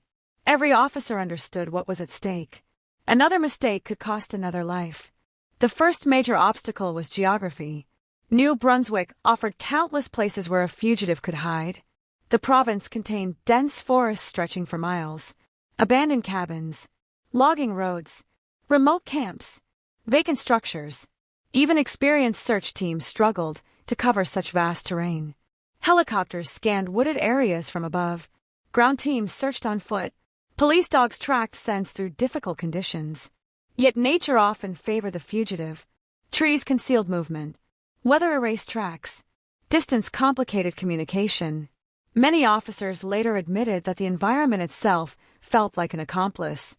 Every valley, every forest trail, every isolated road seemed to provide another opportunity for Leger to disappear. As the search expanded, investigators developed profiles of his likely behavior. What kind of locations would he choose? Would he seek populated areas or avoid them? Was he receiving assistance from someone? Could he be stealing supplies? How long could he realistically survive while constantly moving? Criminal profilers and investigators debated these questions repeatedly. No answer felt completely certain. Leger did not fit neatly into expectations. His actions were often unpredictable. One moment he seemed cautious, the next, astonishingly bold. This unpredictability complicated every aspect of the investigation. Meanwhile, residents remained on edge. Many people began reporting anything unusual. A strange vehicle parked near a road, footprints behind a house, an unfamiliar person walking through a neighborhood. The volume of information became overwhelming. Investigators worked tirelessly to separate valuable leads from harmless misunderstandings. The pressure from the public was immense. Families wanted reassurance. Communities demanded protection. Local leaders sought answers. Yet answers remained frustratingly scarce. Every day Leger remained free increased criticism of law enforcement. Some residents questioned whether enough resources were being deployed. Others wondered if authorities had overlooked important clues. Such criticism is common during major manhunts. Fear creates urgency. Urgency creates frustration. And frustration often seeks a target. Police found themselves balancing two battles simultaneously. One against the fugitive, another against the growing perception that he could not be caught. The media amplified that perception. Newspapers published frequent updates. Television crews arrived from outside the province. Reporters interviewed frightened residents. Every development became headline material. The story was no longer local. It was becoming national. Canadians across the country followed the case. Many were astonished that one man had managed to evade such a large operation for so long. Inside investigative meetings, detectives began revisiting older information. Sometimes major breakthroughs emerged not from new evidence, but from re-examining existing evidence. Witness interviews were reviewed again. Timelines were reconstructed. Travel routes were analyzed repeatedly. Every assumption faced scrutiny. Investigators understood that somewhere within the mountain of information, something important might be hiding. Yet despite these efforts, progress often felt painfully slow. One day officers would receive a promising lead suggesting Leger had been seen near a rural property. Resources would be deployed. Search teams would mobilize. Hours later the lead would collapse. Another dead end. Another disappointment. The emotional toll on investigators became significant. Many had spent months pursuing the same fugitive. Sleep became irregular. Stress accumulated. Families saw less of them. Yet they continued, because every officer involved knew the victims deserved justice, and because everyone feared what might happen if the manhunt failed. The murders themselves complicated the investigation further. Each crime scene required extensive forensic examination. Specialists collected evidence carefully. Laboratories processed samples. Experts compared findings. The challenge was that forensic science in 1989 was undergoing a period of transformation. Many techniques relied heavily on traditional methods. Fingerprints, hair analysis, fiber comparisons, blood typing. These tools remained valuable, but investigators increasingly recognized their limitations. Evidence could suggest possibilities. It could narrow suspects, but proving guilt beyond doubt often remained difficult, particularly when dealing with a fugitive constantly moving between locations. At the same time, another challenge emerged. Fear itself. The public's fear was understandable, but it sometimes interfered with the investigation. False sightings multiplied. Rumors spread rapidly. Some communities became convinced Leger was hiding nearby despite no evidence supporting the belief. Each rumor demanded attention. Each report consumed resources. Investigators could not afford to dismiss possibilities outright, yet they also could not chase every shadow indefinitely. Balancing caution and efficiency became a daily struggle. As weeks passed, Halloween approached. Under normal circumstances, communities across New Brunswick would have prepared for celebrations. Children would select costumes. Families would decorate homes. Neighborhoods would welcome groups of young trick-or-treaters. In 1989, everything felt different. Parents worried openly. Some limited their children's activities. Others canceled plans entirely. The presence of an escaped murderer transformed a holiday associated with fun into another source of anxiety. Many residents later described that Halloween as one of the strangest periods they could remember. The fear was not abstract. It felt personal, immediate, close, because nobody knew where Leger might appear next. Investigators understood this public anxiety. They felt it too, not as citizens alone, but as professionals carrying responsibility for ending the nightmare. Meetings became increasingly focused. Strategies evolved. Resources were reassigned. Search patterns changed. Authorities expanded cooperation across agencies. Every available tool was being utilized. Still, the fugitive remained elusive. There were moments when some officers feared the manhunt might continue indefinitely. History contains examples of fugitives avoiding capture for years. The possibility could not be ignored.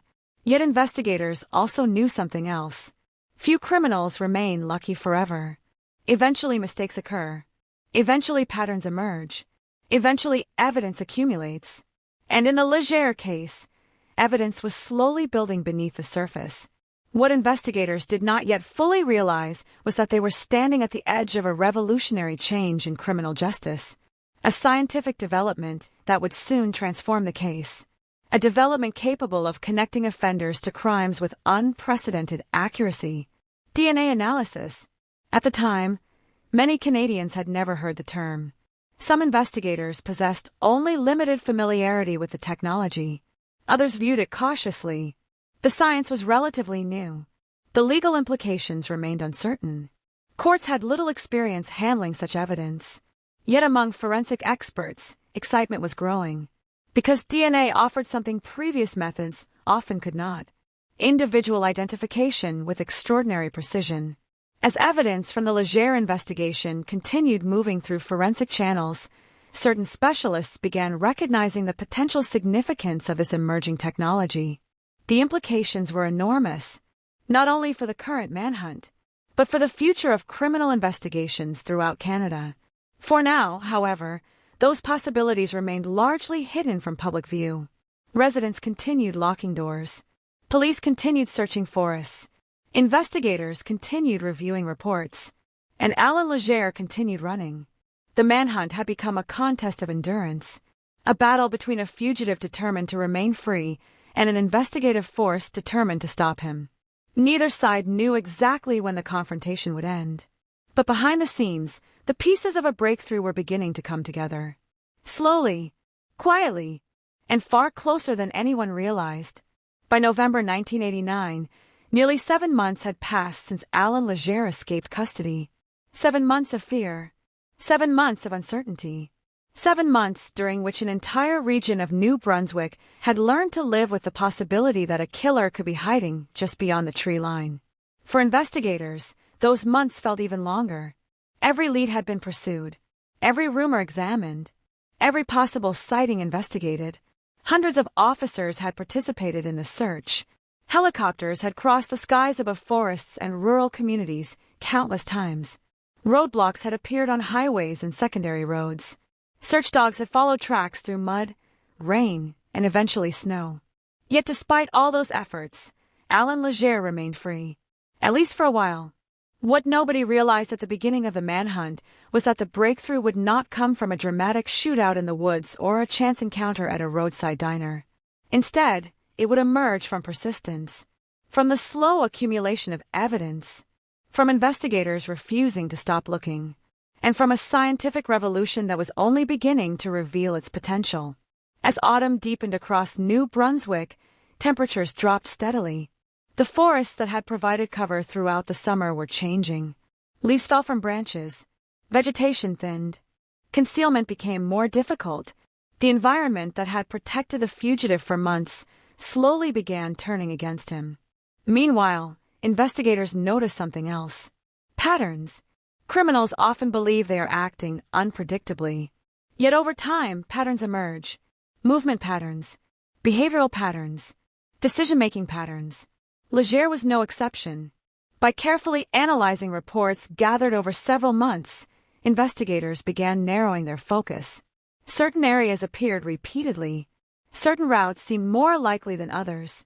Certain behaviors suggested how he obtained food, transportation, and temporary shelter. The picture was still incomplete, but it was becoming clearer. Inside command centers, maps became increasingly crowded with information.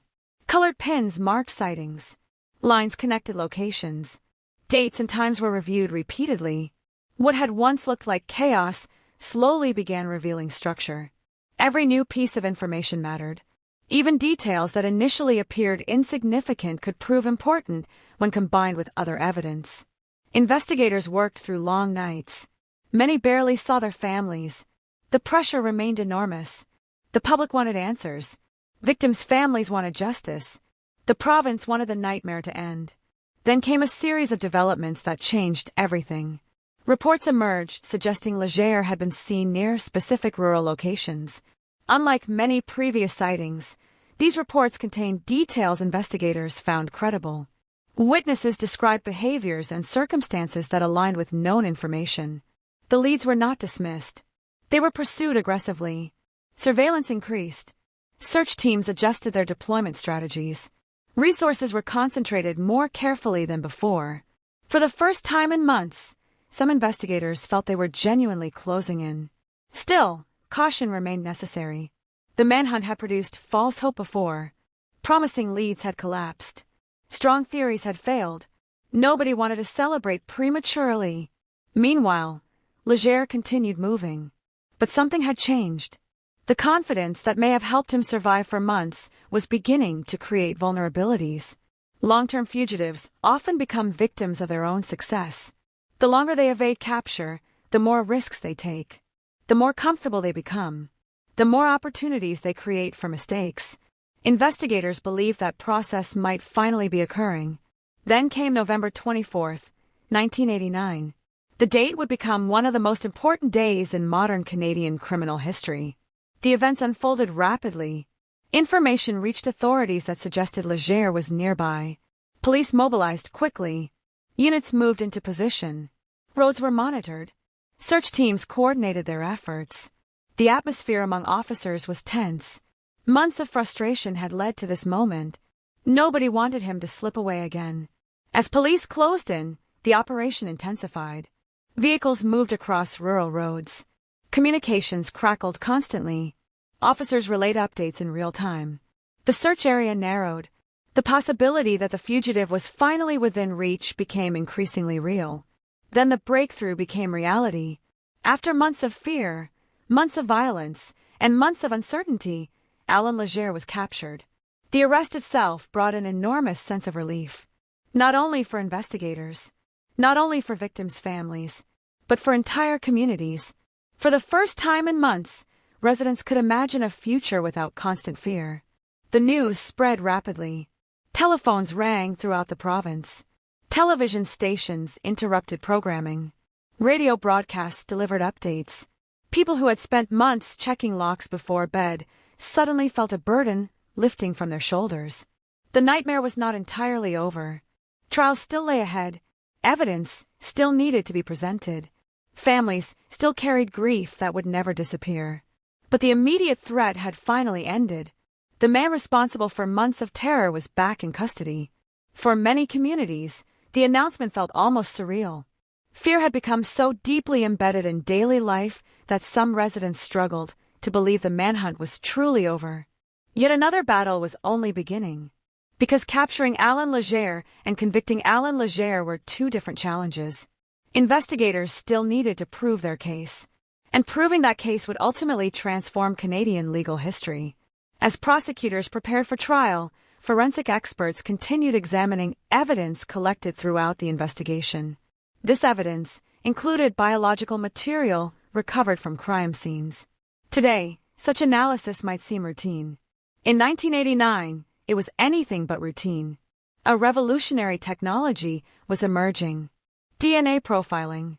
At the time, many people barely understood what DNA was. The science was still relatively new. Courts had limited experience evaluating it. Defense attorneys questioned its reliability. Some legal experts remained skeptical. Yet forensic scientists recognized its extraordinary potential. Unlike many traditional forms of evidence, DNA offered something remarkable: individual identification with unprecedented accuracy, a biological fingerprint, a method capable of linking a suspect to a crime scene with a level of certainty previously impossible. The Legere case would become one of the first major tests of that technology within the Canadian justice system. Scientists carefully examined biological evidence connected to the murders. Laboratory procedures were conducted with extreme caution. Every step faced scrutiny. The stakes were enormous. If successful, the results could help secure convictions. If unsuccessful, confidence in the emerging science might suffer a major setback. For investigators who had spent months pursuing the fugitive, the development represented another form of breakthrough. The capture had ended the manhunt. The science might help secure justice. As laboratory work progressed, anticipation grew. Prosecutors recognized the significance. Defense teams understood the implications. Legal observers watched closely. The case was becoming more than a murder trial. It was becoming a landmark moment, a confrontation between traditional criminal investigations and the future of forensic science. Meanwhile, families of the victims waited. For them, discussions about scientific methods and legal precedent were secondary. They wanted accountability. They wanted answers. They wanted the man responsible for so much suffering to face consequences. Every court hearing brought renewed emotion. Every public update reopened wounds. Yet many families remained determined to see the process through. Their loved ones deserved nothing less. Looking back decades later, historians often describe the capture of Alan Legere as the moment the nightmare ended. In one sense, that is true. The killing stopped. The fear gradually receded.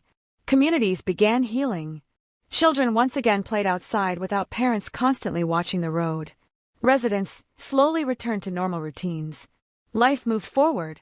But another perspective is equally important. The capture marked the beginning of something larger. A new era in criminal justice. An era where DNA evidence would revolutionize investigations around the world. An era where science could speak for victims who no longer could. And in the months that followed, as prosecutors prepared their case against one of Canada's most feared killers, that science would take center stage. The forests of New Brunswick had hidden Alan Legere for months. But eventually, evidence proved more persistent than any fugitive. And evidence was about to tell a story that even the most skilled defense could not easily silence. When Alan Legere was finally returned to custody, many people across New Brunswick experienced a sense of relief they had not felt in months. The immediate danger was gone. The nightly fear that had settled over homes throughout the Miramichi region slowly began to fade. Parents no longer watched every unfamiliar vehicle with suspicion. Residents no longer scanned tree lines, each evening wondering whether a killer might be hiding nearby. For the first time since May 1989, communities could begin imagining a return to normal life. But relief was not the same as closure.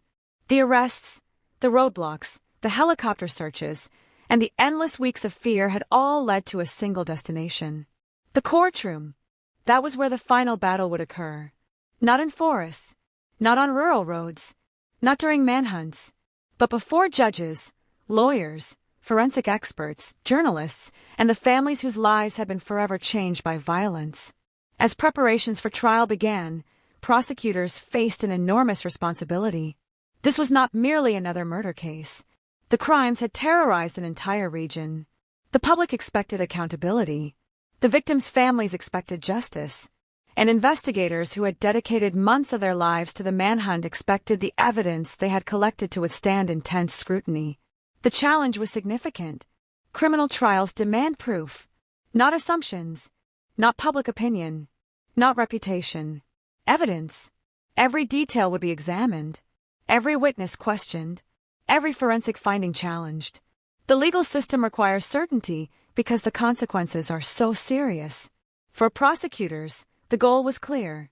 Demonstrate beyond reasonable doubt that Alan Legere was responsible for the murders committed during his escape. For the defense, the objective was equally clear. Challenge the evidence. Question the conclusions. Create uncertainty wherever possible. The courtroom became the next battlefield. When proceedings began, public interest was enormous. Journalists filled seats reserved for the media. News organizations across Canada followed developments closely. Each day brought new reports. Each testimony generated discussion. Each piece of evidence was analyzed by commentators and legal observers. Many residents who had lived through the fear of 1989 followed every update. For them, the trial represented more than a legal proceeding. It represented the final chapter of a nightmare. The atmosphere inside the courtroom often felt heavy. Victims' families sat only a short distance from the man accused of causing unimaginable pain. Some listened quietly. Others struggled to contain emotion. Every description of the crimes reopened wounds. Every photograph introduced as evidence revived painful memories. Trials can be exhausting experiences for families. Justice requires confronting facts. And facts are often painful. The prosecution began presenting the case methodically. Witnesses described events connected to the investigation. Law enforcement officers explained the manhunt. Experts discussed evidence recovered from crime scenes. The story that had unfolded across New Brunswick was reconstructed piece by piece. Jurors were asked to examine not only individual facts, but the broader picture those facts created. Each witness added another layer. Each document contributed another detail. Each testimony strengthened the narrative investigators had spent months building. Yet one aspect of the trial attracted particular attention: DNA evidence. Today, most people recognize DNA analysis as a routine part of criminal investigations. In the late 1980s and early 1990s, the situation was very different. The technology was new. Many members of the public knew little about it. Even legal professionals were still learning how it should be presented and evaluated. For that reason, the Leger trial became historically significant. The courtroom was not simply evaluating a murder case. It was evaluating the future of forensic science within the Canadian justice system. Experts took the stand to explain concepts that were unfamiliar to many observers. They described how DNA could be extracted and compared. They explained how biological evidence recovered from crime scenes could be analyzed. They discussed probabilities and scientific reliability. Some testimony was highly technical, yet its importance was impossible to ignore. Forensic science was offering something investigators had never possessed before: a way to connect evidence to individuals with extraordinary precision. The defense challenged the science aggressively. That was expected. New technologies often face skepticism. Questions were raised about procedures. Questions were raised about interpretation. Questions were raised about reliability. The courtroom became a place where science itself was being tested. Would judges and jurors trust this emerging technology? Could DNA evidence withstand legal scrutiny? The answers would influence criminal investigations far beyond New Brunswick. As testimony continued, prosecutors remained focused on building a comprehensive case. The goal was not to rely on a single piece of evidence. The goal was to show how all the evidence fit together. Witness statements, physical evidence, investigative findings, scientific analysis. Individually, each element carried significance. Together, they formed a powerful argument. Outside the courtroom, public interest remained intense. People gathered around televisions to watch reports. Newspapers published extensive coverage. Radio programs discussed daily developments. For many Canadians, the case had become both a criminal trial and a lesson in the future of forensic science. Victims' families endured every stage of the process. Listening to details about crimes committed against loved ones required enormous strength. Many had already spent years carrying grief. Now they were asked to relive portions of that grief within a courtroom. Some family members later described the experience as emotionally exhausting. Necessary but exhausting. Justice often demands patience, and patience can be difficult when loss remains so profound. As the trial progressed, a growing sense emerged that the evidence was compelling. The prosecution's case was extensive. Investigators had spent enormous effort assembling it. Experts had explained the forensic findings in detail. Witnesses had contributed crucial information. The picture presented to the court became increasingly difficult to dismiss. Eventually, the proceedings moved toward conclusion. Arguments were delivered. Evidence was reviewed. Jurors considered what they had heard.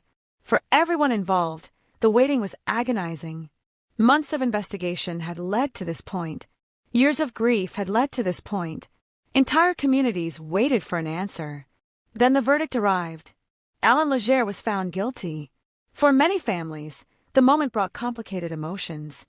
Relief, sadness, anger, exhaustion. No verdict could restore lives that had been taken. No sentence could erase memories of violence. No courtroom decision could completely heal the damage left behind. Yet accountability matters. The legal system cannot undo tragedy. Its purpose is to recognize responsibility, to establish truth, to ensure consequences. The guilty verdict represented that recognition. The court formally concluded that Alan Legere was responsible for the murders committed during his escape. The man who had terrorized New Brunswick would spend the remainder of his life behind bars. The sentence reflected the seriousness of the crimes. Life imprisonment ensured that society would be protected from further violence. Parole boards later reviewed his status repeatedly over the years. Again and again, concerns about risk and dangerousness remained central. Release was denied. The man who had spent months evading authorities would never regain his freedom. Beyond the verdict itself, the case left another legacy. The successful use of DNA evidence helped transform Canadian criminal justice. What had once been viewed as an experimental technology quickly became one of the most important investigative tools in the world. Future homicide investigations would rely on it. Future victims would receive justice because of it. Future offenders would be identified because of it. The courtroom battle involving Alan Legere helped accelerate that transformation. In that sense, the trial changed more than one man's future. It changed the future of forensic investigations throughout Canada. Yet for the families who sat through every hearing, every testimony, and every legal argument, the most important outcome was far simpler. The man responsible had been held accountable. The nightmare that began with a prison escape had finally reached its legal conclusion. The forests were quiet again. The roadblocks were gone. The helicopters had disappeared from the sky. And after years of fear, grief, and uncertainty, justice had finally spoken. When a serial killer is finally convicted, newspapers often treat the verdict as the ending. The headline is written. The sentence is announced. The prison doors close. The cameras leave. To the outside world, the story appears finished. But for the people who live through it, the real ending is rarely that simple.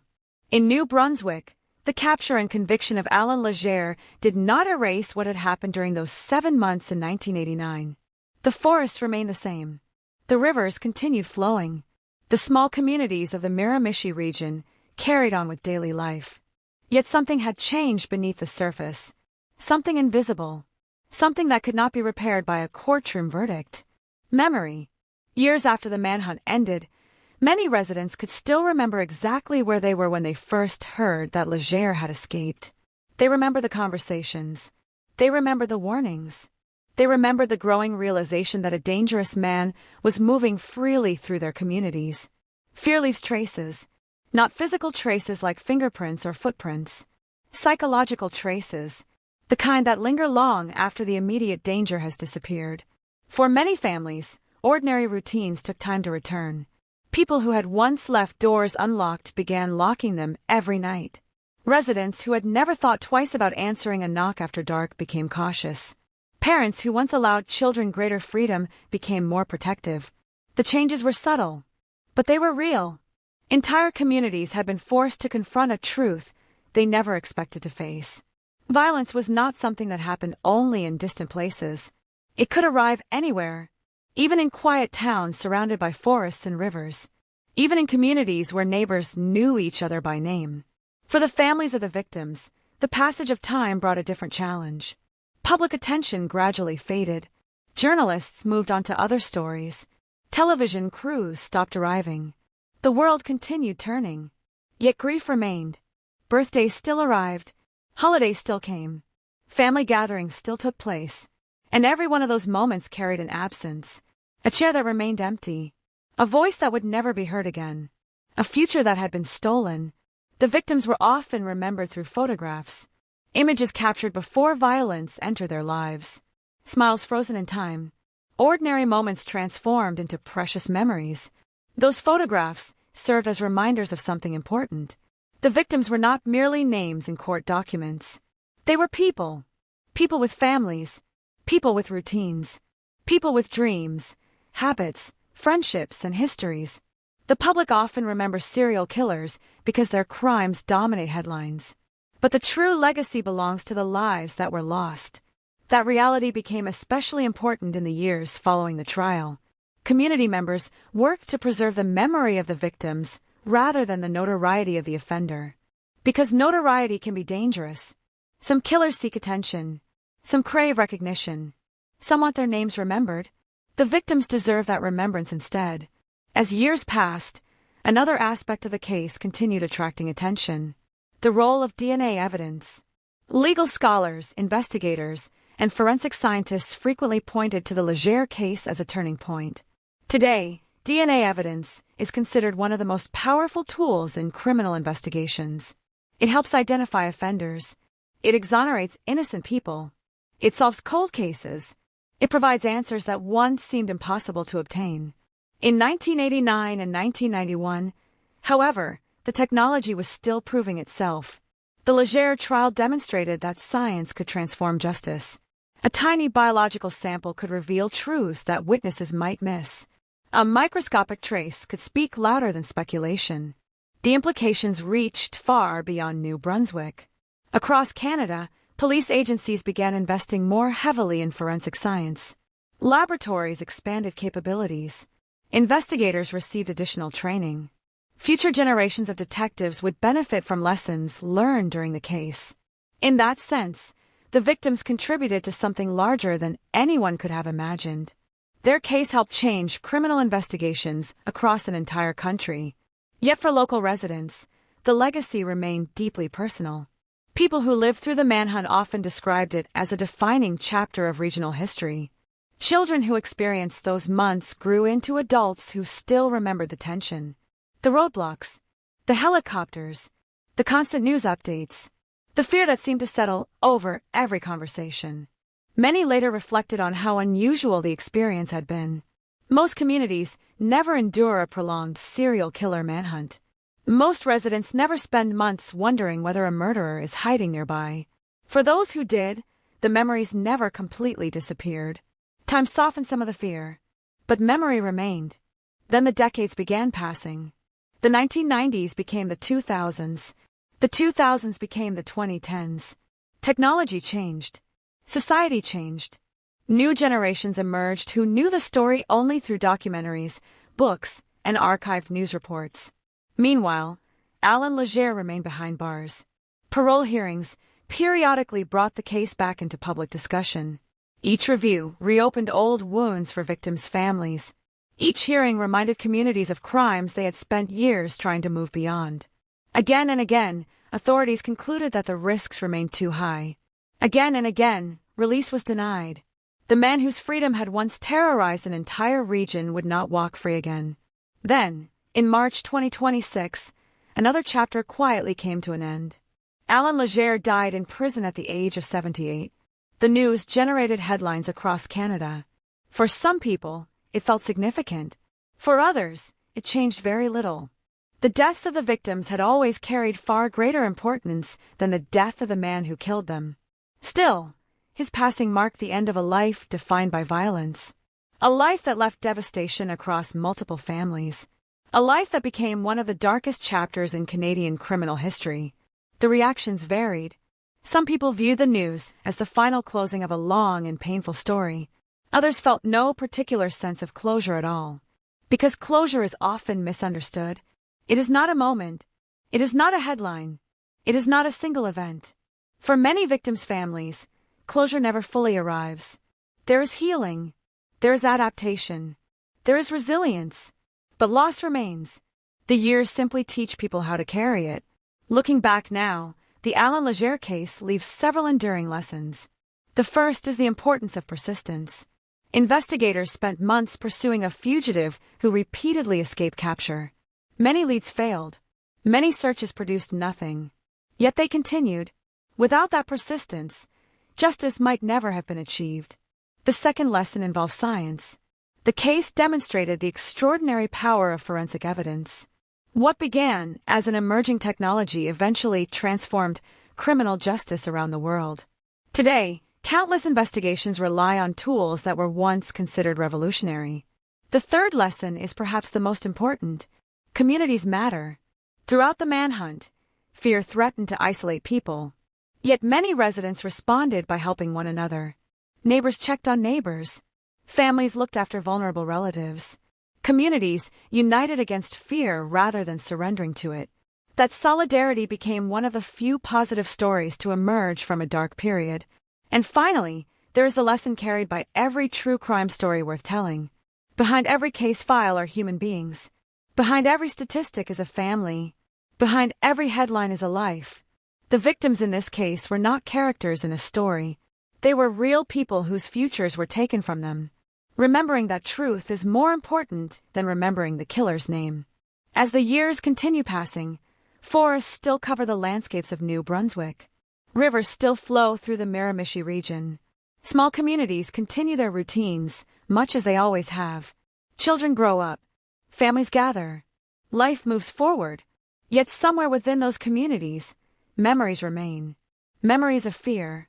Memories of resilience. Memories of lives that deserved far more time than they received.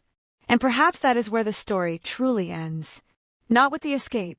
Not with the murders. Not with the manhunt. Not even with the verdict.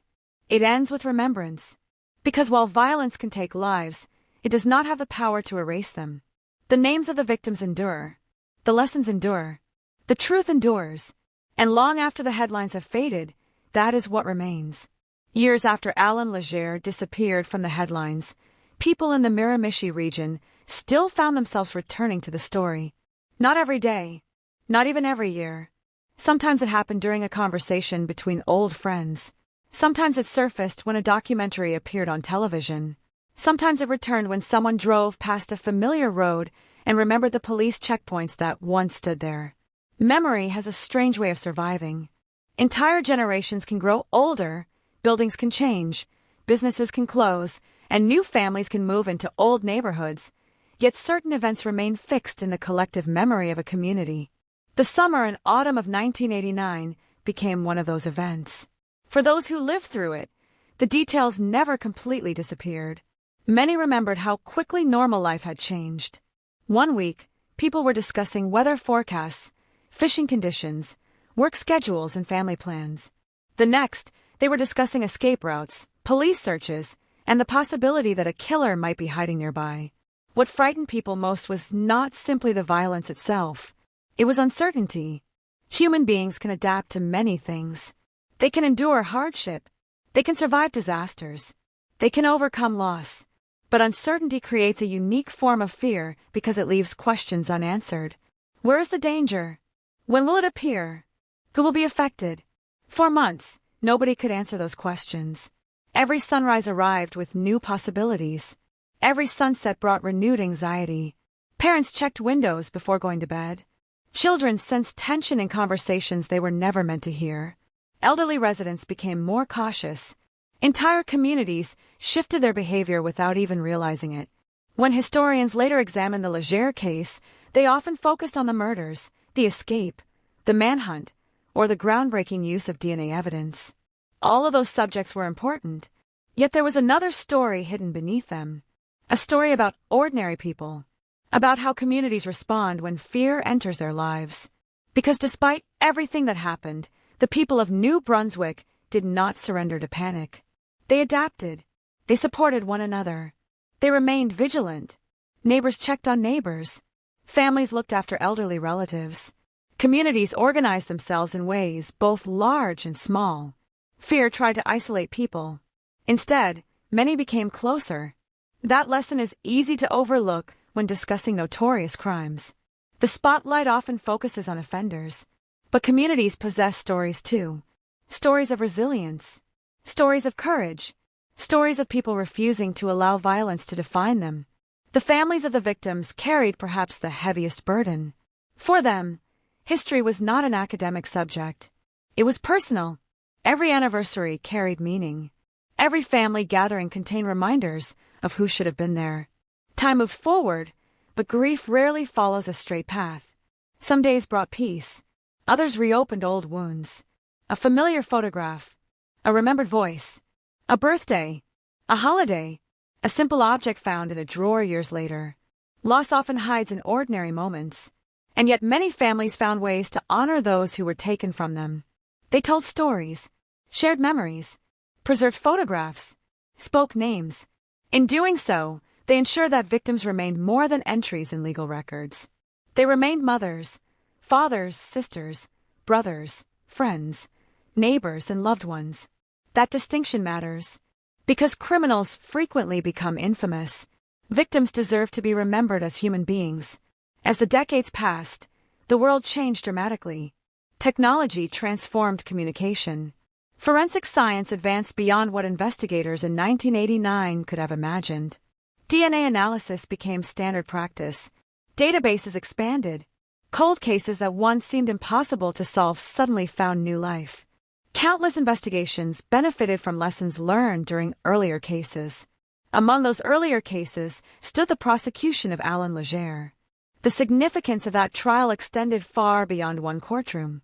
At the time, many people could not fully appreciate its long-term impact. Today, it is easier to understand. The acceptance of DNA evidence changed criminal justice forever. It helped convict guilty offenders. It also helped free innocent people who had been wrongly accused. Science became one of the most powerful allies available to investigators seeking truth. In that sense, the case occupies an important place in Canadian legal history. But legal history and human history are not always the same thing. Human history is measured differently. It is measured in lives, in relationships, in consequences that stretch across generations. A child who lost a parent in 1989 eventually became an adult.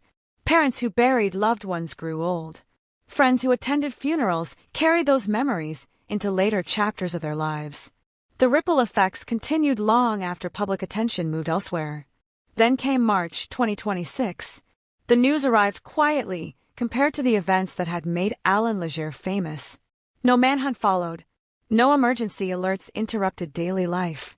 No fear spread through communities. The man who had once terrorized New Brunswick died in prison at the age of 78. For some observers, the announcement marked the final closing of a chapter. For others, it changed very little. The victims had been gone for decades. Their absence had already shaped countless lives. The death of the offender could not alter that reality. Still, there was symbolism in it. The story that began with violence, escape, and fear ended behind prison walls. The freedom Legere had fought so desperately to maintain never returned. The communities he terrorized endured longer than he did. The families he harmed endured longer than he did. The memories of the victims endured longer than he did. And perhaps that is the most important perspective of all. Violence often seeks power. It seeks control. It seeks to leave a mark. But time has a way of revealing what truly lasts. Not fear. Not notoriety. Not headlines. What lasts are people. What lasts are relationships. What lasts are memories shared by families and communities. Today, visitors traveling through the Miramichi region may see peaceful roads, quiet neighborhoods, rivers moving beneath open skies, and forests stretching toward the horizon. Nothing immediately reveals the fear that once existed there. Nothing announces the months when residents locked doors earlier, checked windows more often, and listened carefully for unusual sounds in the darkness. Life continued, as it always does. Children grew up. Families expanded. New stories replaced old ones. Yet beneath that normality remains an understanding shared by those who remember. Safety is precious. Community matters. And justice, while sometimes slow, remains essential. The Alan Legere case is remembered because it contains many elements that capture public attention. A prison escape, a serial killer, a massive manhunt, and a landmark criminal trial. But beneath all those elements lies a simpler truth. Real people suffered. Real families grieved. Real communities faced fear and chose to move forward anyway. That is the legacy worth remembering. Not the mythology that sometimes surrounds notorious criminals. Not the fascination generated by violence. But the resilience shown by ordinary people when confronted with extraordinary darkness. Because in the end, the story is not about how fear arrived. It is about how people survived it. And that is why, decades later, the names of the victims deserve to be spoken louder than the name of the man who harmed them. That is where the story truly ends. Not with the killer, but with the people who endured, remembered, and carried on. There is a moment that arrives after every major tragedy, a moment that rarely appears in documentaries or newspaper archives. It does not happen in courtrooms. It does not happen during arrests. It does not happen when verdicts are announced. It happens years later, when the world has largely moved on and the people who lived through the events find themselves alone with their memories. For the people of New Brunswick, that moment arrived slowly. There was no clear date attached to it, no ceremony, no public announcement. Life simply continued. Children who had been frightened by the news reports of 1989 eventually graduated from school. Young adults built careers and started families. Elderly residents, who once stood behind locked doors, listening for unfamiliar sounds, grew older and watched new generations take their place. The roads remained. The forests remained. The rivers remained. But the people had changed. Fear has a way of reshaping communities even after it disappears. Not always through dramatic transformations. Sometimes through small habits. Sometimes through quiet lessons passed from one generation to another. Many residents who lived through the Leger manhunt later described how the experience altered their understanding of safety. Before 1989, many people viewed serious violence as something that happened somewhere else. It belonged to large cities, distant places, or stories on television. The events surrounding Alan Leger shattered that assumption. The realization was uncomfortable but unavoidable. Danger does not always announce itself. It can arrive unexpectedly. It can emerge from places that appear ordinary. It can hide behind familiar faces and familiar landscapes. That lesson remained long after the headlines disappeared. In the years following the trial, criminologists and psychologists frequently examined the case. Some focused on Leger himself. They studied his history of violence, his criminal behavior, his repeated willingness to inflict suffering on vulnerable victims. Others focused on the escape that made the murders possible. How had a convicted killer managed to break free? What failures allowed it to happen? Could the tragedy have been prevented? Those questions generated debate for years. Yet perhaps the most revealing discussions centered on something deeper. The nature of violence itself. Many offenders commit crimes for financial gain. Some act impulsively. Others are driven by personal motives. The violence associated with Alan Leger often appeared different. Investigators repeatedly described a level of brutality that exceeded practical necessity. That observation troubled experts because it suggested something far more dangerous than simple criminal opportunism. It suggested enjoyment. It suggested domination. It suggested an individual whose relationship with violence had become deeply ingrained. The victims experienced that reality firsthand. Annie Flam, Donna Donnie, Linda Donnie, Father James Smith, and others whose lives became forever connected to the manhunt. Each name represented an entire world. Families, friendships, memories, dreams that would never be fulfilled. Too often, public fascination with serial killers overshadows the humanity of those they harm. The Leger case serves as a reminder that every victim leaves behind people who continue living with the consequences. Parents who never stop wondering. Children who grow up without guidance they should have received. Friends who remember conversations that suddenly became final. The effects extend far beyond the moment of a crime. Sometimes they last for generations. Throughout Canada, the case also became a symbol of transformation within law enforcement. The successful use of DNA evidence marked the beginning of a new era. Today, many younger investigators cannot imagine conducting homicide investigations without advanced forensic science. DNA databases, digital evidence, sophisticated laboratory techniques. All of these tools have become standard. In 1989, they represented the future. The Leger prosecution helped demonstrate that future to the public. Forensic science was no longer an experimental concept discussed only among specialists. It had become a powerful instrument of justice. Thousands of future cases would benefit from that evolution. Countless victims would receive answers because of advances that were still emerging during the Leger investigation. History often remembers turning points only in hindsight. At the time, few people fully understood how significant the case would become. Most were simply focused on ending the nightmare. Years later, the broader impact became easier to see. The case influenced investigative practices. It influenced courtroom procedures. It influenced public understanding of forensic evidence. Yet despite all those developments, the emotional core of the story remained unchanged. People suffered. Families mourned. Communities endured fear. Those truths remain more important than any technological milestone. As decades passed, annual anniversaries occasionally brought renewed attention. Newspaper articles revisited the case. Television programs examined the manhunt. Writers explored its historical significance. Former investigators reflected on their experiences. Many described the extraordinary pressure they had faced. Months of uncertainty, constant public scrutiny, the knowledge that another life could be lost if they failed. Looking back, some admitted there were moments when the task felt overwhelming. The forest seemed endless. The leads seemed contradictory. The fugitive seemed almost impossible to catch.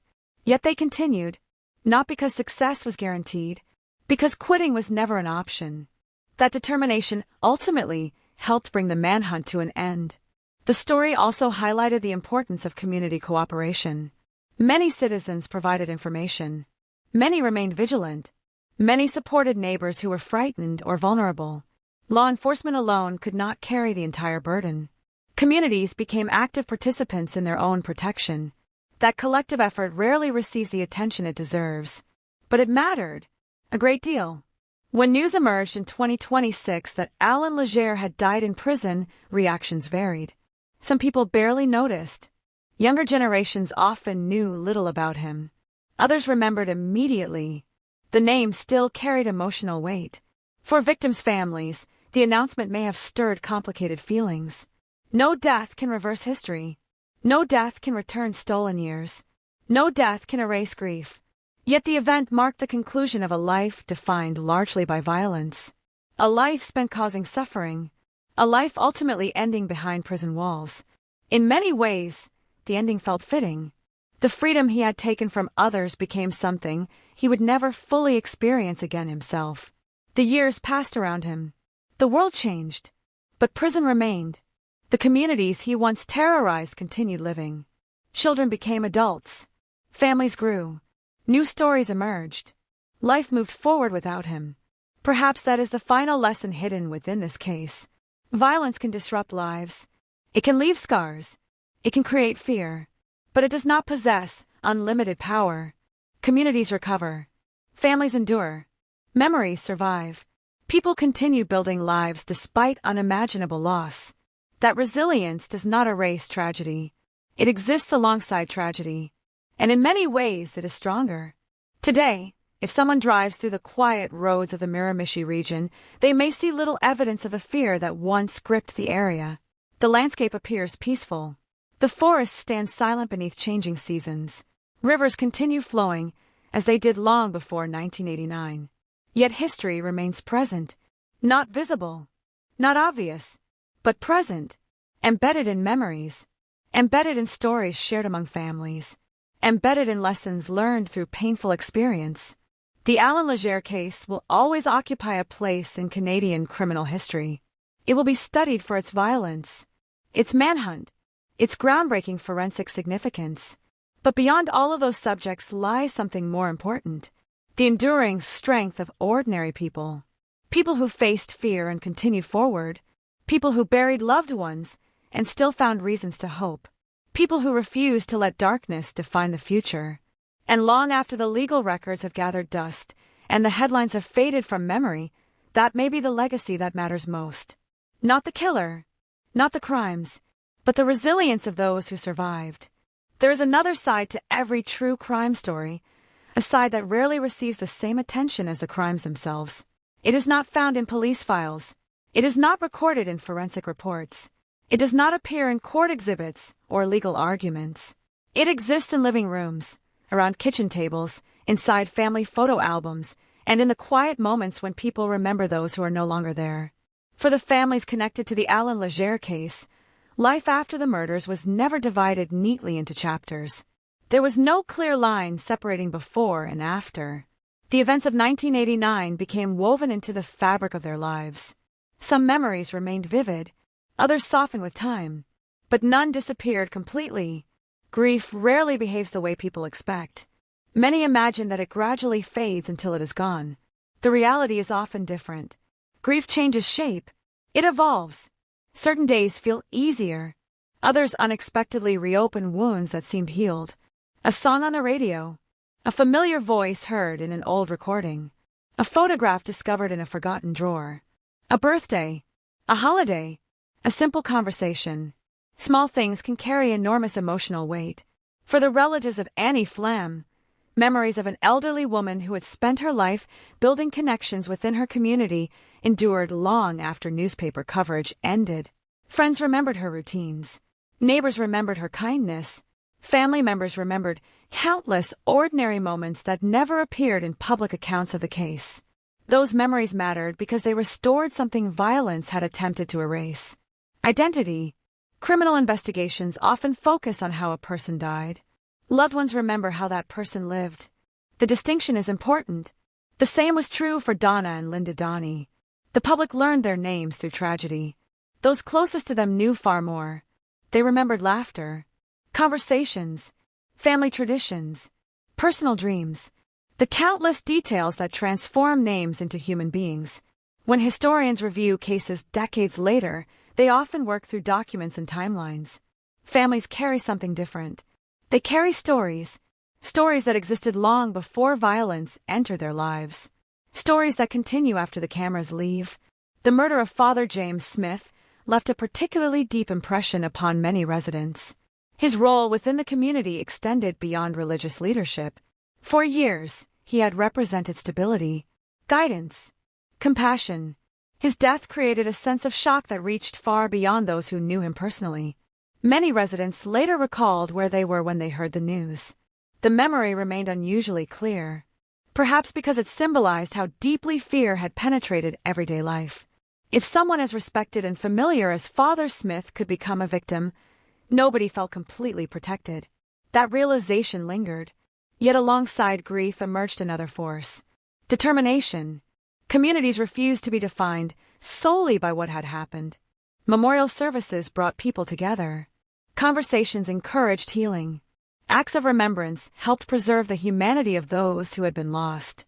The process was not easy. Healing never is. But it was necessary. Years later, former investigators occasionally reflected on the emotional burden they carried from the case.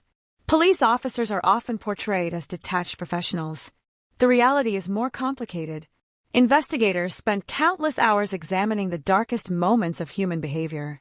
They study crime scenes, interview grieving relatives, review disturbing evidence, confront suffering directly. Those experiences leave marks.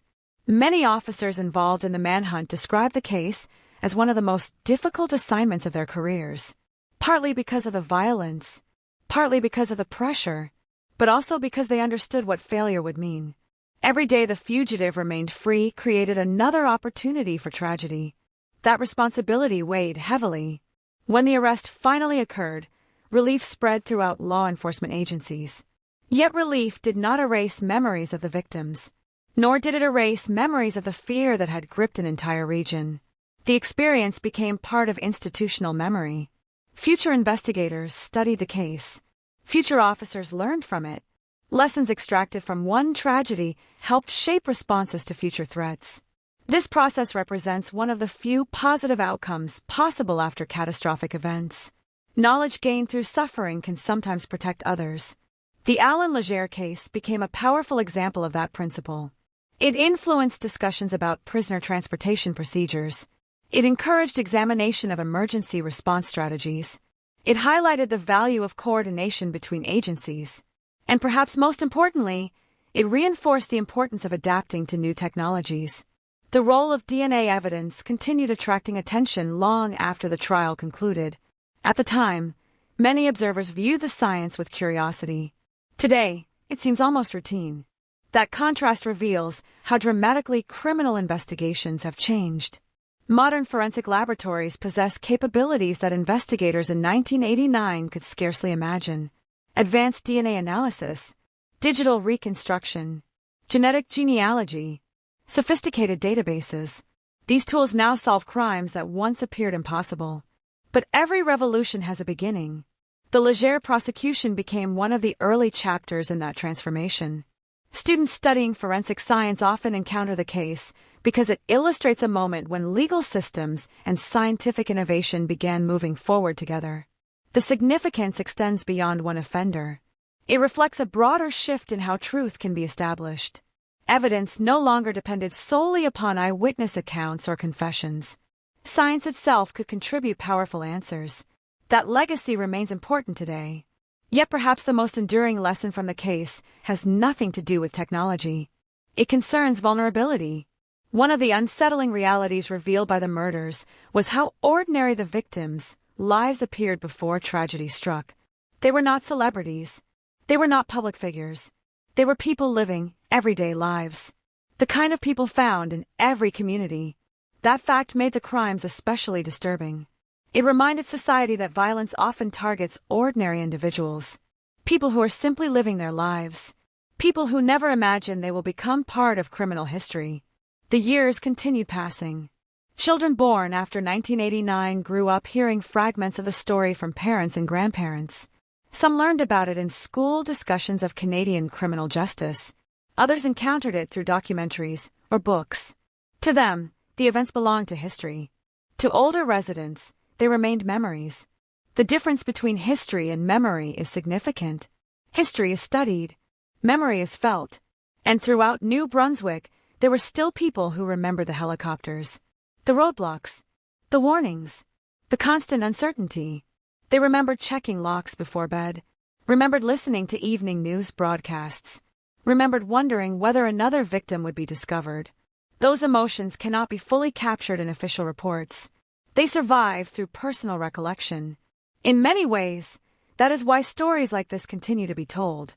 Not to glorify offenders, not to sensationalize violence, but to preserve understanding, to remember the victims, to acknowledge the resilience of communities, to recognize the lessons learned through painful experience. As time moves forward, names gradually fade from public consciousness.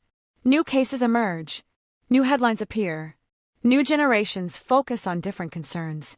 That process is natural, yet some stories remain important because they reveal fundamental truths about society. The Alan Leger case reveals truths about fear, about justice, about resilience, about the ability of communities to endure extraordinary challenges. Most importantly, it reveals something about memory itself. People are not remembered because of the way they died. They are remembered because of the lives they lived, because of relationships, because of kindness, because of the countless small moments that matter to those around them. The victims left behind far more than crime scene photographs and court records. They left behind families who loved them, friends who missed them, communities that remembered them. And while the offender's name became famous for terrible reasons, the true heart of a story remains elsewhere. It remains with those whose lives were interrupted but whose memories continue. That is the difference between notoriety and legacy. Notoriety belongs to criminals. Legacy belongs to the people who endure. And decades after the fear faded from New Brunswick's forests and roads, that legacy remains very much alive. If there is one question that continues to echo through every major true crime case, it is this: could it have been prevented? The question is simple. The answer rarely is. Years after the Alan Leger case concluded, investigators, journalists, criminologists, and ordinary citizens continued revisiting the events that allowed the tragedy to unfold. Not because they expected to change the past. The past was fixed. The victims could not be brought back. The fear that had swept across New Brunswick in 1989 had already become history. Yet people kept looking backward because understanding failure is often the only way to prevent it from happening again. The first uncomfortable question centered on the escape itself. Leger had not escaped from a collapsing prison during a riot. He had not disappeared during a natural disaster. He had not overwhelmed an entire security team through force. His escape occurred during a medical transfer, a routine procedure, something that happened regularly within correctional systems. That reality made the situation particularly troubling. The chain of events that followed did not begin with a sophisticated criminal conspiracy. It began with an opportunity, a small opening, a weakness in a system designed to prevent exactly that outcome. When later reviews examined the circumstances surrounding the escape, attention naturally focused on security procedures. How had a convicted murderer obtained the ability to free himself? Were warning signs overlooked? Were existing protocols sufficient? Could additional precautions have prevented the disaster? Such questions became central to discussions among correctional officials.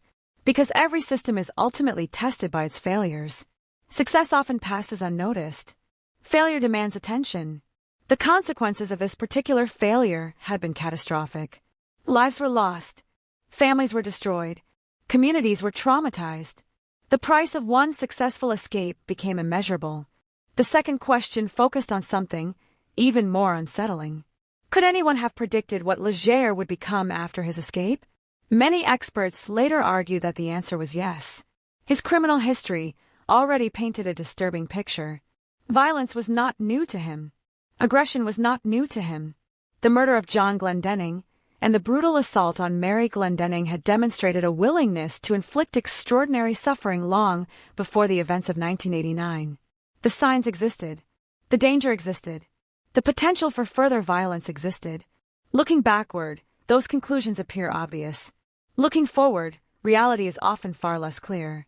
One of the challenges facing criminal justice systems is determining future risk. Human behavior cannot be predicted with complete certainty. Some offenders change